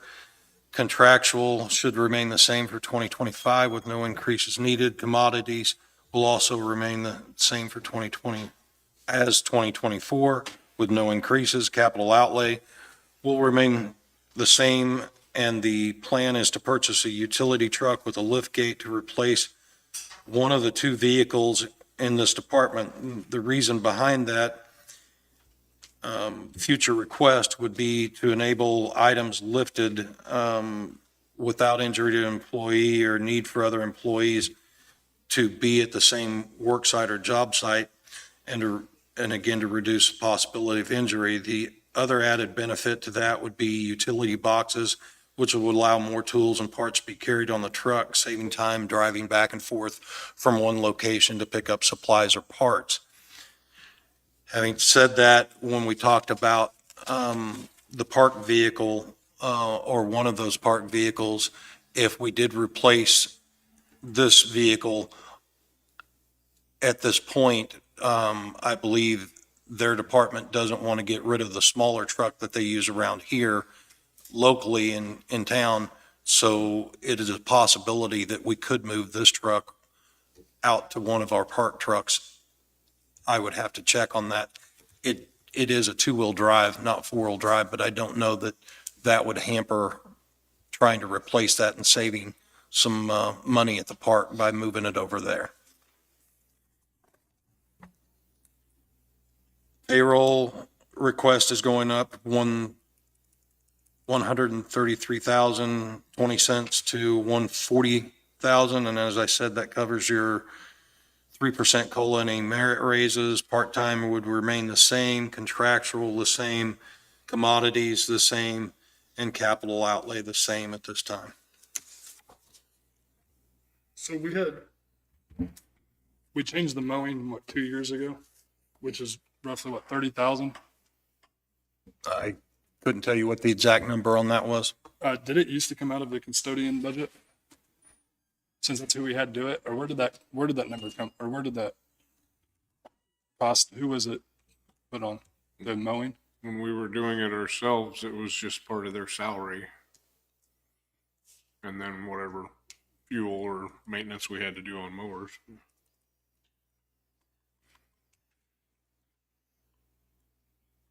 And at that time, when we took it out, we only had one full-time or two?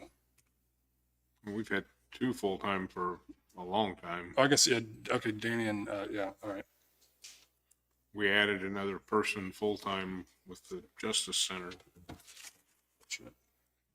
or along that timeline.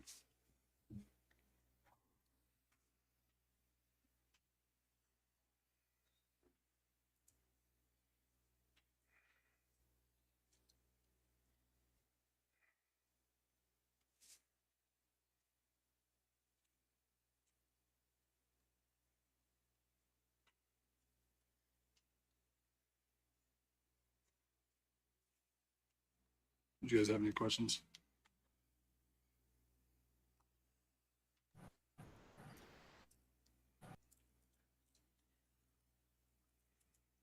You said the increase was in the, COLA. is that it?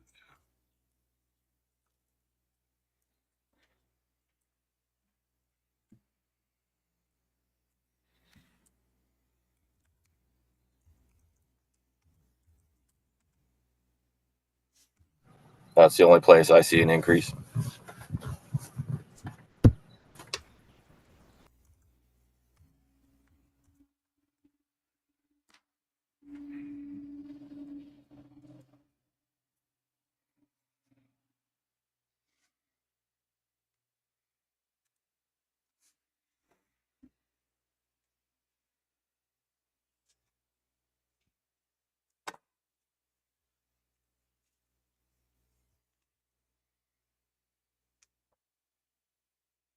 So I know, was it last year or 2 years ago, Rick replaced all the ballast and the lights and things like that. Do we have anything getting ready to happen like that? They have any big plans in their department? At this point, we don't have any individual big plans in the department. We are looking towards, as I said, there's a lot of roof damage, repairs need done. It's a small department. The day-to-day maintenance and cleaning is the largest end of it. So as far as large projects, they have been able to help out with the 2 trees that we've lost and being able to help cut on them to keep the road guys out as much as possible. But we don't have any large projects set on at this point. When you said they do the cleaning, which buildings do they clean around here? You said 4 buildings here in Mountain City? That's correct. You've got the old district court, which now has a two departments, mapping and appraiser, the courthouse itself, the judicial annex building or judicial building, and this building. What about the health department? I know that's came up, I think that came up 2 or 3 years ago, or 2 years ago, I guess. Do we have anybody go over there and clean? I believe they've been over there, but I couldn't tell you, that's not a regular daily schedule like these buildings are. These buildings are the largest portion of the two Well, I think if you- maintenance people's duties here. So,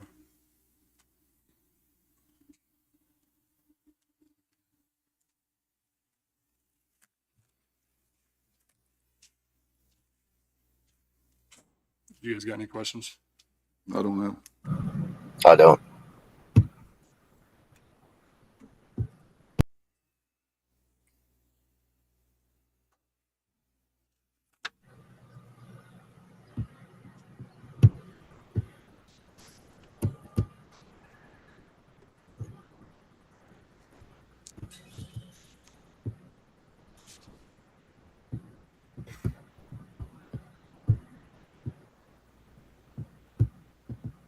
Looks like it's going up from 158,520 to 165,500.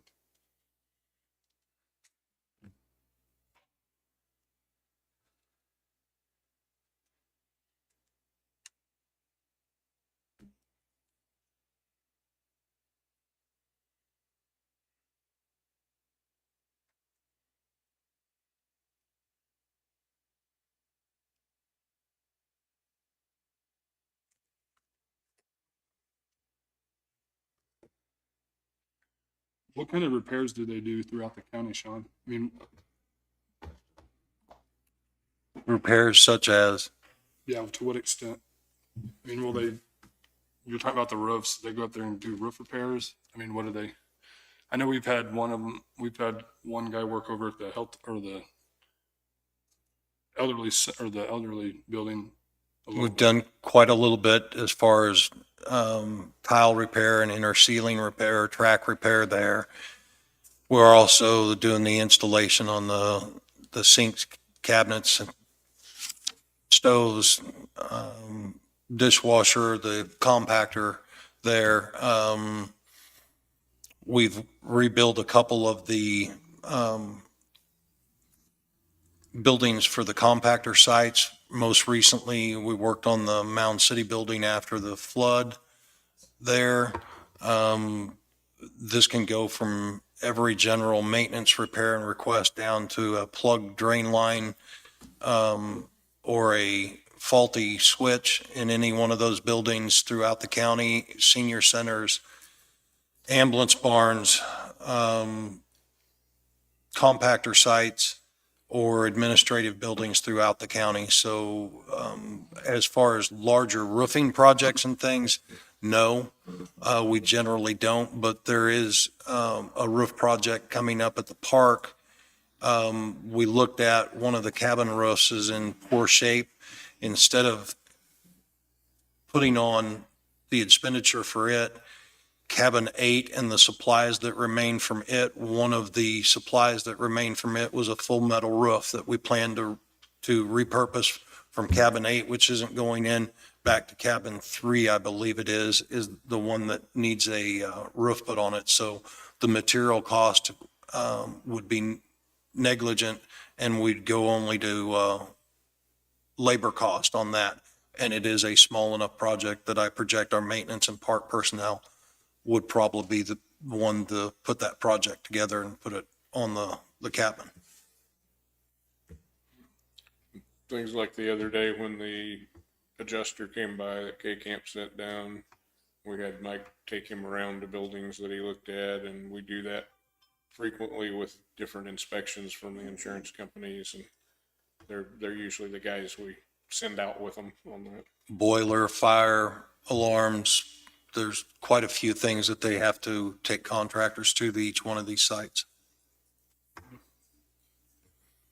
I don't have any more questions.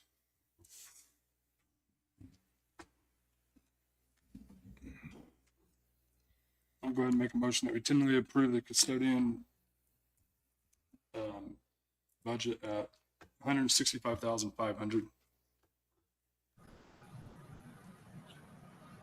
I'll second it. Got a motion, a second, all in favor, say aye. Aye. Commissioners, that's all I had for you today. Thanks, Sean.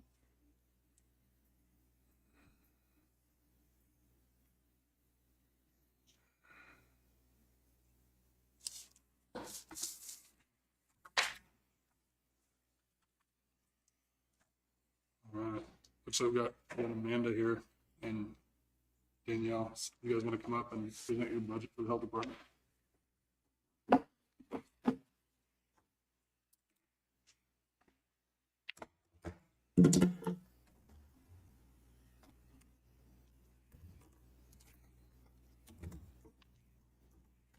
Good morning, Commissioners. Amanda Snyder, Linn County Health Department. Before we get into budget, I just want to give you a little brief update of the month of June. We had 144 clients served. Some of the highlights of our classes and outreach, we put together a rock snake.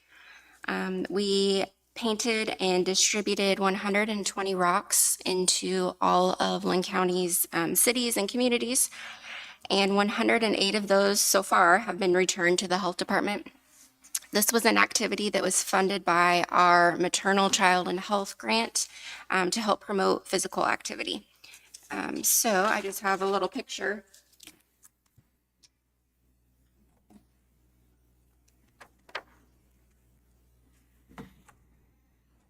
As the rocks were returned, they were lined up outside of our building to construct our snake.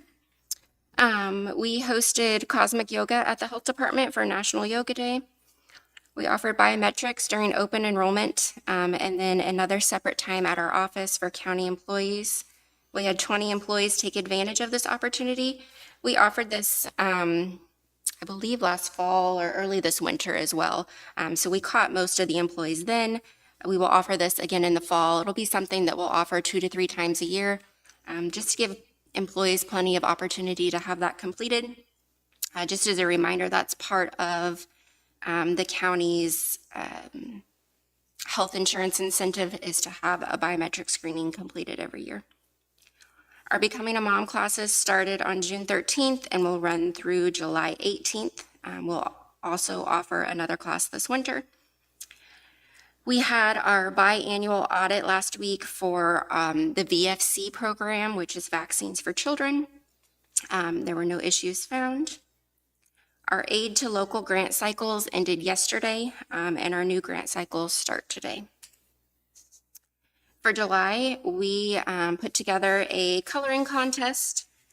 This was distributed to local libraries. They're at our office, and they're also online to print off.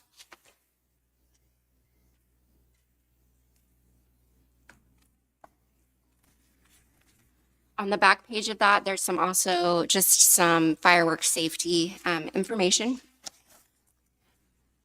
At the beginning of June, we were notified by the state that there was additional home visiting funds available through the Maternal Child and Health Grant, and we were awarded an additional $4,000. So with part of that money, we decided to put together some first aid burn kits. I unfortunately have a lot of experience with burns and treating burns, and there are a lot of myths as to how you should treat a burn, such as putting mustard or butter or oil on those areas, which is not proper treatment of a burn. So we put together some little kits along with education on how to use the items that are in here. I brought a few of them with me today that I'll leave if anybody would like to take them home. And then also there's a QR code that takes you to our website. We have these at the office to pick up this week. So when kids turn in their coloring contest, they can grab a first aid kit, and then we also left some at the libraries as well as local fireworks stands.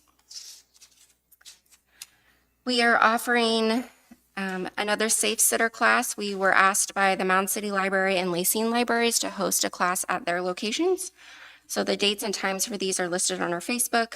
They've both been shared by the libraries, and I believe we've sent the information to the newspapers as well. We're working on scheduling upcoming classes for our newly finished classroom. Some activities for our geriatric population, also some classes focusing on diabetes, some CPR, and then in August, we are hosting the Southeast Kansas Breastfeeding Coalition meeting that is typically held in Parsons. For some other updates, we now have a WIC pre-application that is available on our website, as well as a Ask a Nurse function. So people can visit our website. They can fill out a pre-application for WIC, which gathers the information that we would need to determine their eligibility. And then we reach out to them and let them know of that determination, and then schedule them an appointment if applicable. We also have these new little postcards that we put together to hand out when we do outreach. And this takes them to our website as well to be able to fill out. And I'd like to thank the IT department for helping us get that put together, especially with the Ask a Nurse function. With the potential of health-related information, we had to have a form that was HIPAA protected. So, Where do you pass these out at? just when we go out and do outreach activities, when we go to libraries, we leave them. If somebody comes in the office that's not specifically there for WIC, it's something we can hand out to them. Okay, other than that, I just have my budget. And I don't know, do you want me to go through line by line? What are you wanting Just to give see? us an overview of what the health department does yearly and contributes to the county and things like that, what you guys do. Okay. So by statute, what we are required to do, disease investigation. So currently there's over 70 reportable diseases. So we are required, when something is reported, either to our office or another medical office, we are notified through KDHE, and then we are then required to investigate and follow up on that disease. We also test and treat for TB, tuberculosis, rabies control, test and treat for sexually transmitted infections, and then provide immunizations. Things we do above that or beyond that would be the WIC program, the MCH program, which also covers physicals and can be healthy screenings, education, home visiting, and breastfeeding resources, family planning, where we can prescribe birth control, public health emergency preparedness, lab draws, fluoride treatments. We are able to conduct CPR classes, or we are CPR instructor certified. We can also provide education on safe sleep, safe sitter, and car seat installs. And then for testing, we can still test for flu, COVID, RSV, and strep. Our department is made up of 4 full-time employees with benefits. We have 1 employee who is contracted for 24 hours a week, and they do receive capers due to the amount of hours that they work yearly. And then we have 1 employee that is contracted for 4 hours a week and does not receive any benefits.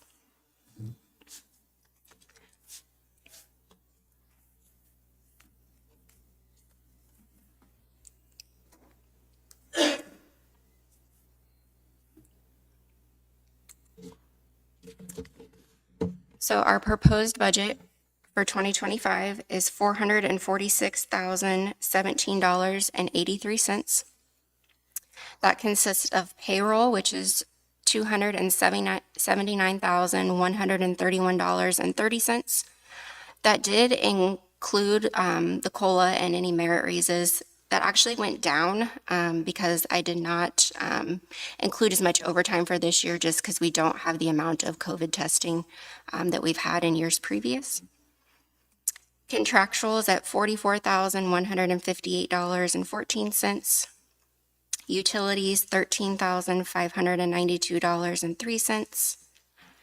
Our medical director, which this is our medical director for COVID only. Dr. Allen is still our medical director for everything else. So this would just be if we needed guidance on COVID, $2,500. Commodities, $53,636.36.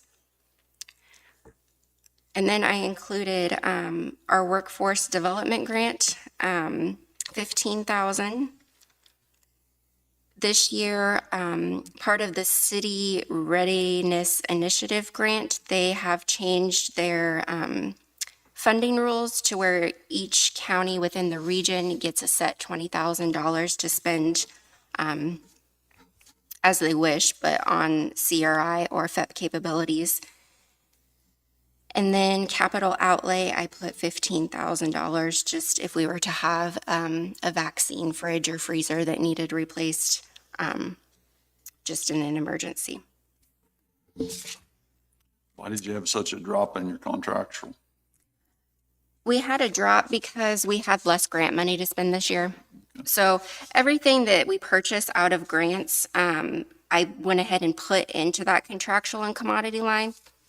So in the spreadsheet I sent you, there were tabs for those. So anything that would be purchased within those grants are listed on those separate tabs. With the exception of 2 of our COVID grants, they ended yesterday. 2 of them, we were granted an extension until June of 2025. So how much of this budget is directly county funded and how much of it is grant funded? So on the income page, without any tax values put in there, as far as income, we're at $256,231.20. That's all grant money. Correct. I did make a note for our WIC budget. That is not due until July 5th. We went ahead and submitted it, so they could adjust the amount that we requested. I went ahead and put in what we requested, but that may have to be modified once I get an answer from them. And then with our workforce development grant as well, that's a grant that spans over 4 years. We're given a lump sum of money. We have the option of using it yearly, but it just has to be spent by year 4. So if we use it all in year 2 or year 3, then it's gone. For this next year, I didn't anticipate using a whole bunch of it. I just put $15,000 in there. So there are additional funds there.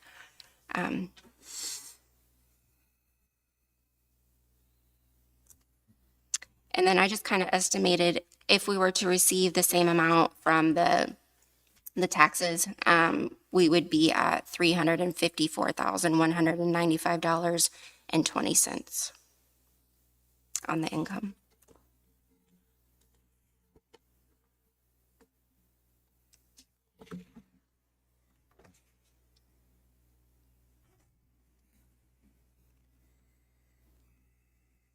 David, would you estimate those to be similar? Without putting it in the form, I'd really hate to go there right now. Sure. So I'll have to look at cash carryover and everything else too. And then as far as the actual capital outlay, the separate capital outlay fund we have, I did not request for anything to be in there.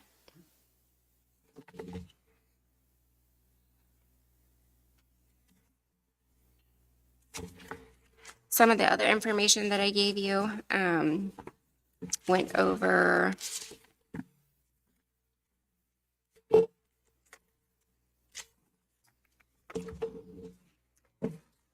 outreach activities that we've completed January 2023 through the current, as well as immunization clinics, certifications, and training. And then I went through and gave you numbers for kind of each subject or area that we see clients for. The highest of those was WIC. So since January 2023 through last week, we've seen 1,438 WIC patients, 887 people for outreach and education, 830 for immunizations, and then it goes down the list from there. There was another page that broke out with the WIC appointments, what each appointment was, if it was a recert, a mid-cert, if they were there for nutrition education, or if they were required to have nutrition education with the dietitian. And then I also listed some of our goals for 2025. The first one being to increase our billing capabilities. We are working on and learning about billing and coding. That's something that right now none of us really have any experience with. We have a meeting in a couple weeks with some other counties that have a little bit more robust billing. So we're going to meet with them and try to get some knowledge there. I think that would be our biggest area of improvement right now.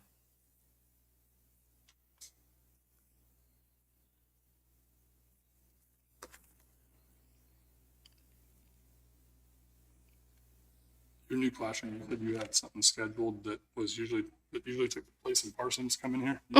Yep. So we're part of the Southeast Kansas Breastfeeding Coalition, and those meetings typically take place in Parsons, but we will be hosting it in August, which is also World Breastfeeding Week.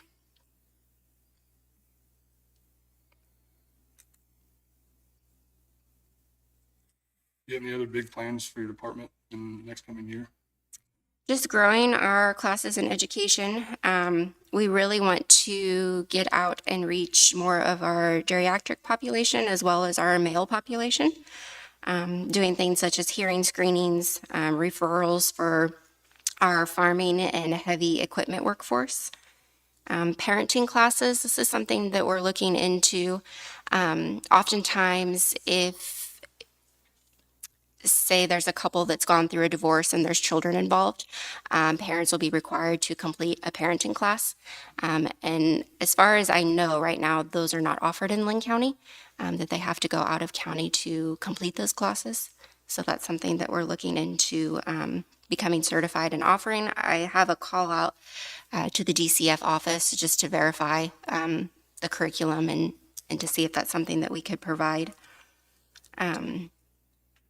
Some of our other goals, revamping the rest of our webpage on the website, just updating information, adding additional resources there, increase collaboration with other entities such as K-State, mental health, our school districts and libraries.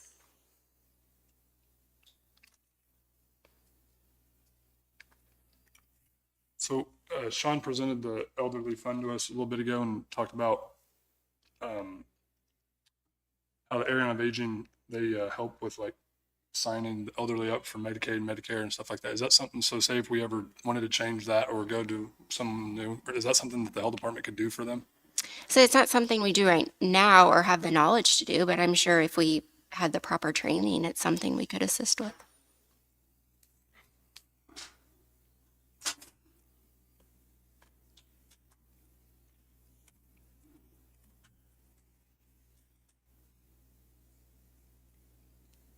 Any plans for your building? I know we've done quite a bit of work this year to it. Not at this time. I know you mentioned cleaning earlier. We do have a custodian that comes once a week, maybe every other week, and they take care of the bathrooms and kind of sweep. Beyond that, we just taken upon ourselves to have a cleaning schedule for the rest of the building, as far as cleaning exam rooms, wiping down baseboards, just making sure things are clean and sanitary. The outside of our building could use a good power washing. Kind of under our awning, we have a lot of just cobwebs and it's just dirty, and some outdoor window washing. But other than that, no.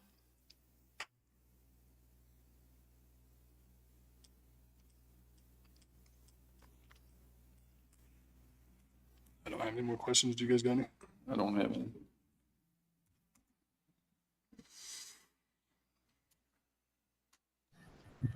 I don't have any. How to get back to your normal.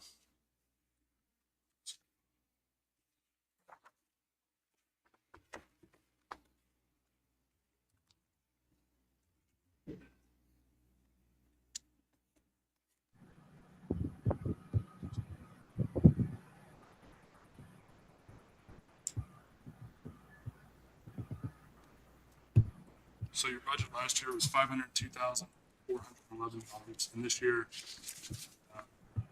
you're projecting $446,017.83, correct? Correct. I'll make a motion that we tentatively approve $46,017.83. I'll second that. Motion, moved and second, any more discussion? I do ask about your health board before we finish up. Okay. How's that going? We're struggling to get people to show up. I did get a verbal resignation from Lacey Ernest this last week. I've asked her to please send that to me in writing.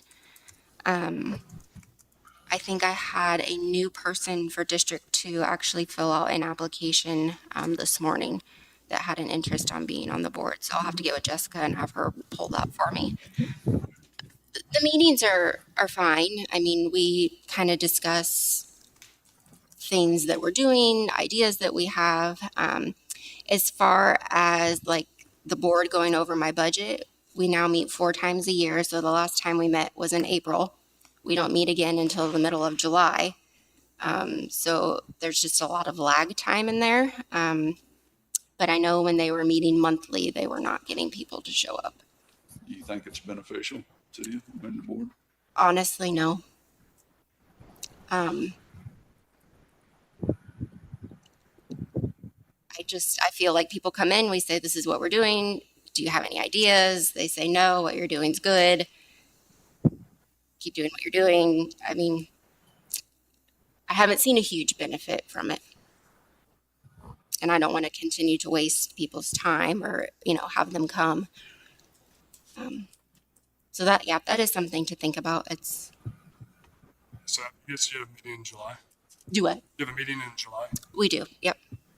Is that something you guys want her to just talk to them about, see what they want to do? I mean, That's what they're interested in, I mean, if it's, I think it's important to let the community have a voice, but I mean, if it's too big of a hassle and we're not getting anything from it, why do anything, so. Okay. Get input on it maybe. Okay. And that's where I'm at. I'm good with that. We had a motion on the table and a second. All in favor, say aye. Aye. Thank you. You gonna be in the office the next couple of weeks or? Early or kind of mid-August, I'm on vacation, but yeah. So I might get farther into the budget on the form in case they have Sure. any questions that come up. Yep. And when I hear back from the state on our WIC budget, I'll let you know because that could change. I'm going to leave these here. I'll just leave them on the table over here. Please help yourselves to them. Thank you. Thanks.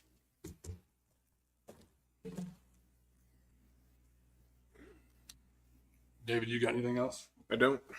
You said we needed to send in a letter about our being over tax revenue, about being late. Well, I don't have to send anything. It's actually a notice to me, Oh, okay. but it just gives us that extra leeway on time.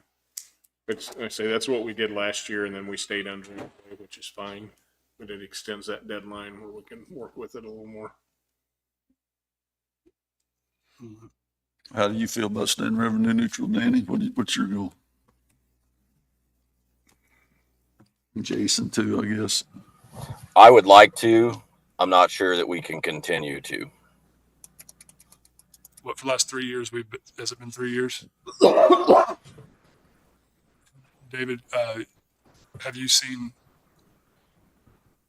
any issues with, is it starting to impact us negatively yet? I think it really has yet. I still don't think you can sustain that long term because costs continue to rise. Right. We did cut back a little bit on some reserves last year, but some of that was reserves for specific items we didn't need anymore, so I can't really say that it's hurt us at this point, but I think it's just something to keep an open mind that at some point you're not always going to be able to stay under that. And I won't know where that point is until the budget's put together. Right.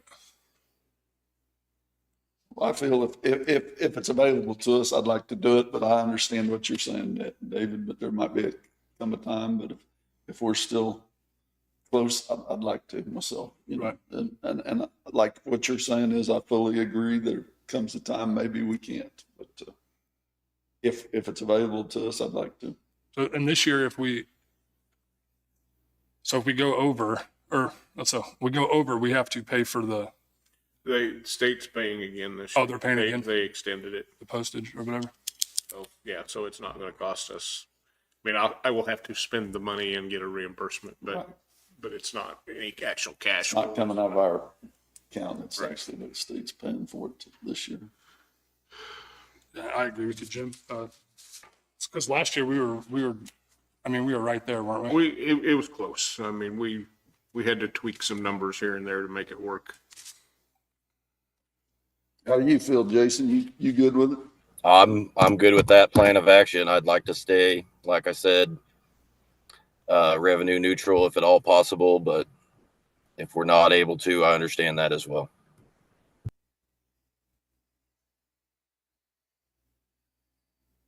Do you recall how many counties in the state were under revenue neutral last year? I don't know. You don't know that? There are, I think, some reports available at the state level where you can see at least who published going over, and I would guess if you looked at budgets, you could see all of them and see. Well, it's not. I mean, it doesn't do anything to. I mean, we don't get penalized or anything like that if we go over, right? I mean, No, it's just more steps to go through.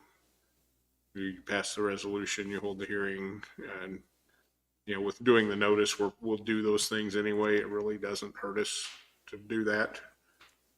Does the state of Kansas, do they have to be under, or do they try to stay under? Is there a revenue neutral for them? No, they're exempt. No. At least at this point, unless they change the laws that they passed. They only pass laws that govern us, not govern themselves. The levy stays the same, but the valuation going up, they're just dragging more money. They've been at 1.5 mils as long as I can remember. What'd you say, Jason? I said that they only pass rules that govern us, not govern themselves. The school general fund is also exempt. It's set at 20 mils and stays there. The other school funds are under that program. I need to make a motion. We go in executive session for 10 minutes for non-elected personnel.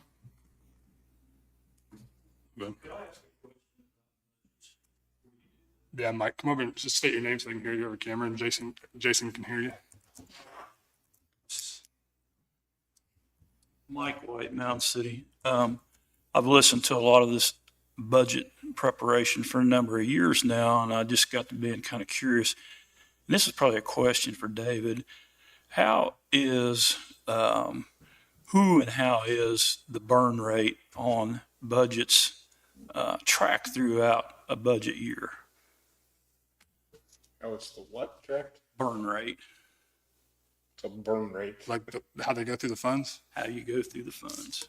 Who's responsible for that, and how is The it tracked? usage of the budget, what's been spent, what we're Yes, talking about. exactly. It's on reports that go out monthly out of our office. The commission sees them, the department head. Who prepares them though? Do you do that, or does each Not me- department do Not that? me personally, but my office does. So you're responsible for each department, not the department heads, then to track those budgets. Giving them the information on where they are on their budget. I'm not responsible for their budget. I agree with that. I'm just curious, how is that information compiled? It's right out of our accounts payable program. So it's strictly that way then? Yes. Okay. So you wouldn't necessarily know where you were at on your budget at any point during the year and tell you.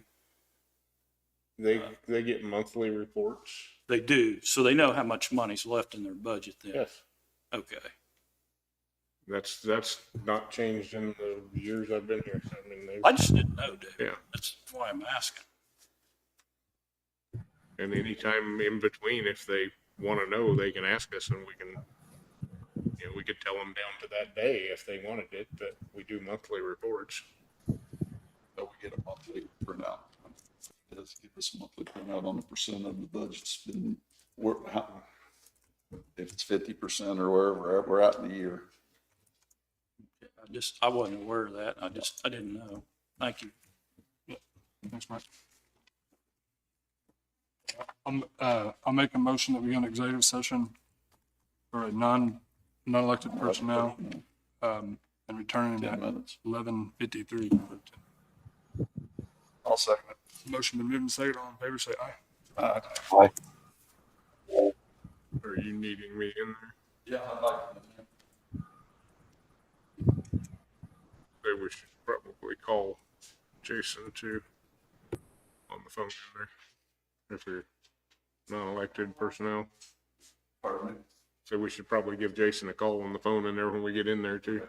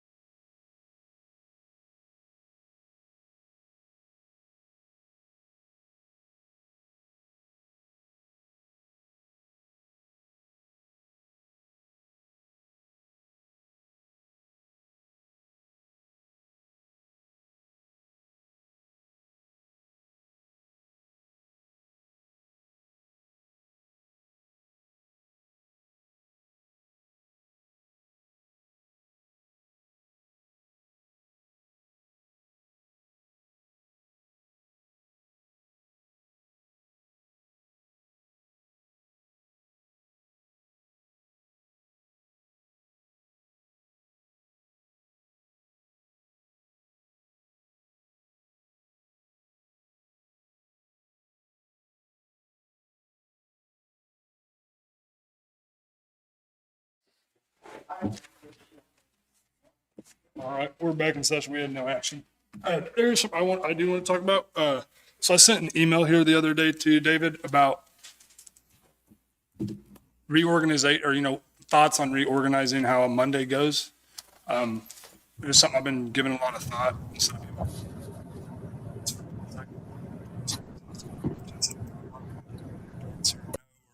or non-approval. How do you guys feel about thoughts on like Monday mornings? We come in, all three of us have an office in county, and we allow whoever's on the agenda or whatever to talk to us that morning. We get to discuss whatever's on the agenda. We get to ask questions. I think it would help alleviate maybe some questions up here, some tensions, maybe help us understand. And then afternoon, we go to lunch and we come back and we have a meeting in the afternoon. You guys see any benefit to that?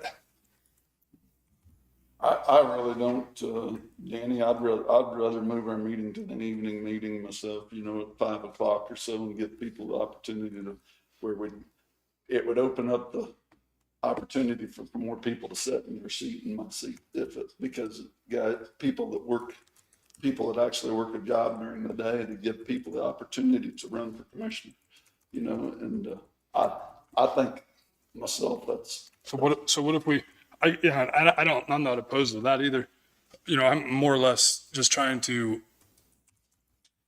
allow people to talk to us prior to the meeting. So I don't know, maybe if we did exactly what I was saying, but start at noon, we come in, we look at the agenda, we ask questions to the department heads, it's listed on the agenda.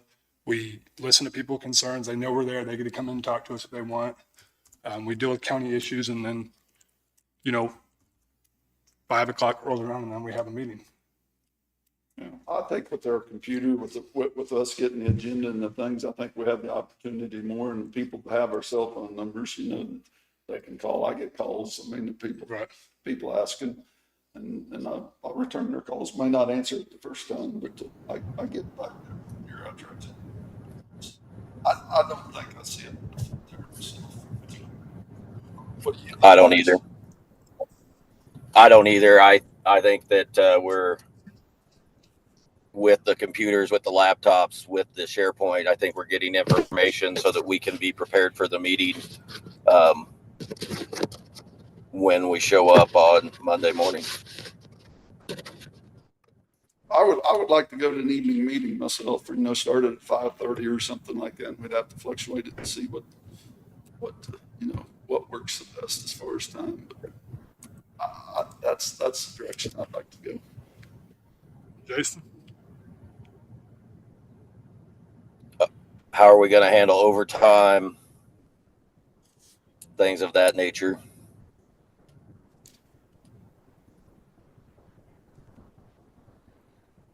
The majority of the people that come to us are salaried people anyway, so they could handle it through that position, because most of them are salaried. And we could have some overtime, but I'm not against that myself. Or if it come down to it, what would be wrong if we held them over 2 hours, let them come in the next Monday 2 hours late? Or the next day 2 hours late, whatever. How would that mess with your payroll, David?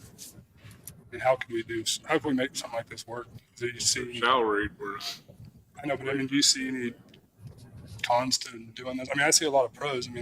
Jim's right. I think it'll open get a lot more interaction from the public involvement. I think it'd be a benefit too. Yeah. rather have meetings and take care of business than let you deal with the public individually. I don't see a point in that myself, but. Well, I'm not just saying with the public, but it gives more people the opportunity to run for commission. That's what I think. But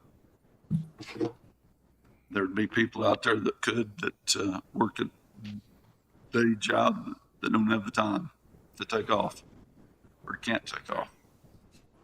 Not to cut that short, hold the thought, but Pam Cannon just sent me a message wondering if you had time for a 5-minute executive session. So I would guess that means she could come over now if you do. Yeah, I'm okay with it. Okay. Jason, what do you feel about it, evening meeting? I would We can rather, get the I would rather figured keep out. them during the day, but I'm not opposed to trying different things. Should we? Yeah, I'm start out light. Maybe do like one time a month. Switch one Monday meeting and start that way and see how beneficial it'll be. I don't have a problem with that. I mean, I know we're gonna have to work through some issues on the whole, however we do it, but yeah, doing it once a month to see if it works or. I mean, we just pick like a designated Monday every month for, I don't know, 6 months or to the end of the year, I guess. Can make the first Monday or whatever. I would argue against the first or second because those would be times when I may have elections the next day. So you'd rather do it at the end of the month. Because I sure don't want to be over here Monday night with an election the next day. I understand. Jason? I'm okay with that. We can try it out. So you guys want to start the end of this month? I'm whatever you guys, I'm good with whatever. If you guys are good with it, I'd be in favor of that and kind of we just take our time with it and see what it'll do for us. I think it's a good start. I'm okay with that. So we can kind of just plan the 29th of June. We'll have a July, sorry, starting at what, 5? I mean, what's, I don't know, 5:30. That gives anybody the opportunity to. that gives everybody, like Dave and everybody, an hour after. You good with that, Dave?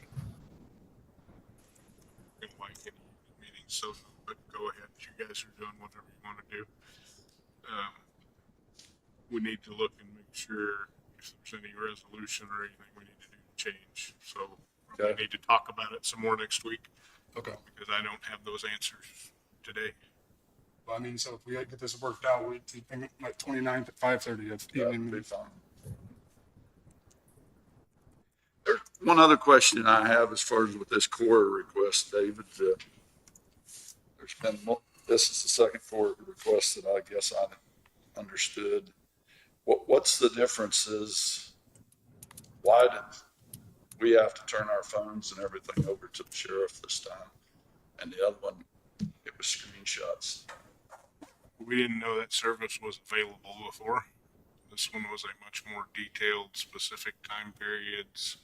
And when I talked to IT, he said that he could look at emails through the county server, but that the sheriff had a program, talked to the sheriff, and he said, yes, I could do it. So I did not know those services were available before. Now have another one pending that we're trying to wrap this one up before we get too far into that one because we'll have a better estimate on the cost. So I just, the first one, was my concern was it was just, I guess, the honor system. Yeah, it was because we, like I said, we didn't know, or I didn't know that service was available at that point. Yeah, I probably shouldn't comment on it, but I think that it's ridiculous that we have to turn our phones over to said employees that we'd have to sit in front of a judge with and defend. I just don't agree with it. So I know the newspapers wrote a few articles about it, and I have personal reasons why I'm not turning my personal phone over. I'll turn everything else over. So I have a county phone for a reason, and that's all I should say about it.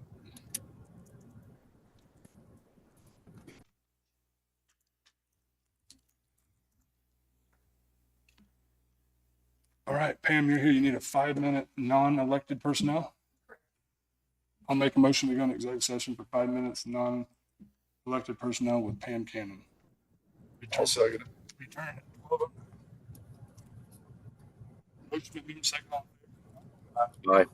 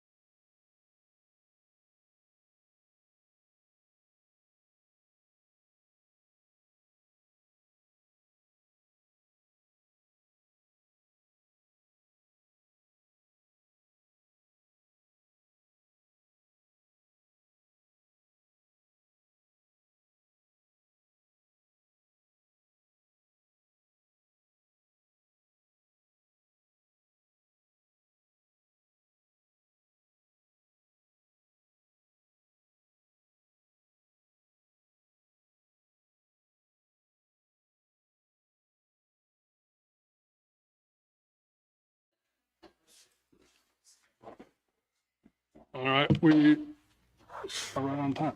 We're back in session. We do have, go ahead, Pam. Yes, I would like to hire Jason Parker. He will be a transfer from the appraiser's office, but hire him to be an employee of the Linn County GIS Mapping Department and hire him beginning next Monday, range 9, step N.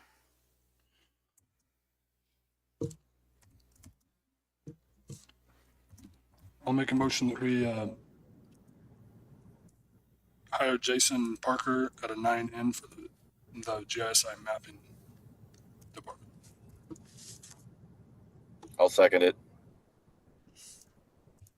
Motion been moved and second. All in favor? Aye. Thank you. Thanks, Pam.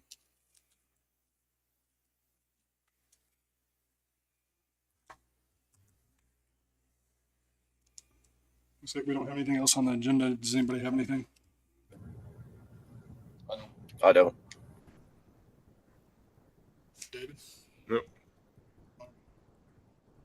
Motion we adjourn. Second it. Motion moved and second. All in favor? Aye. Aye.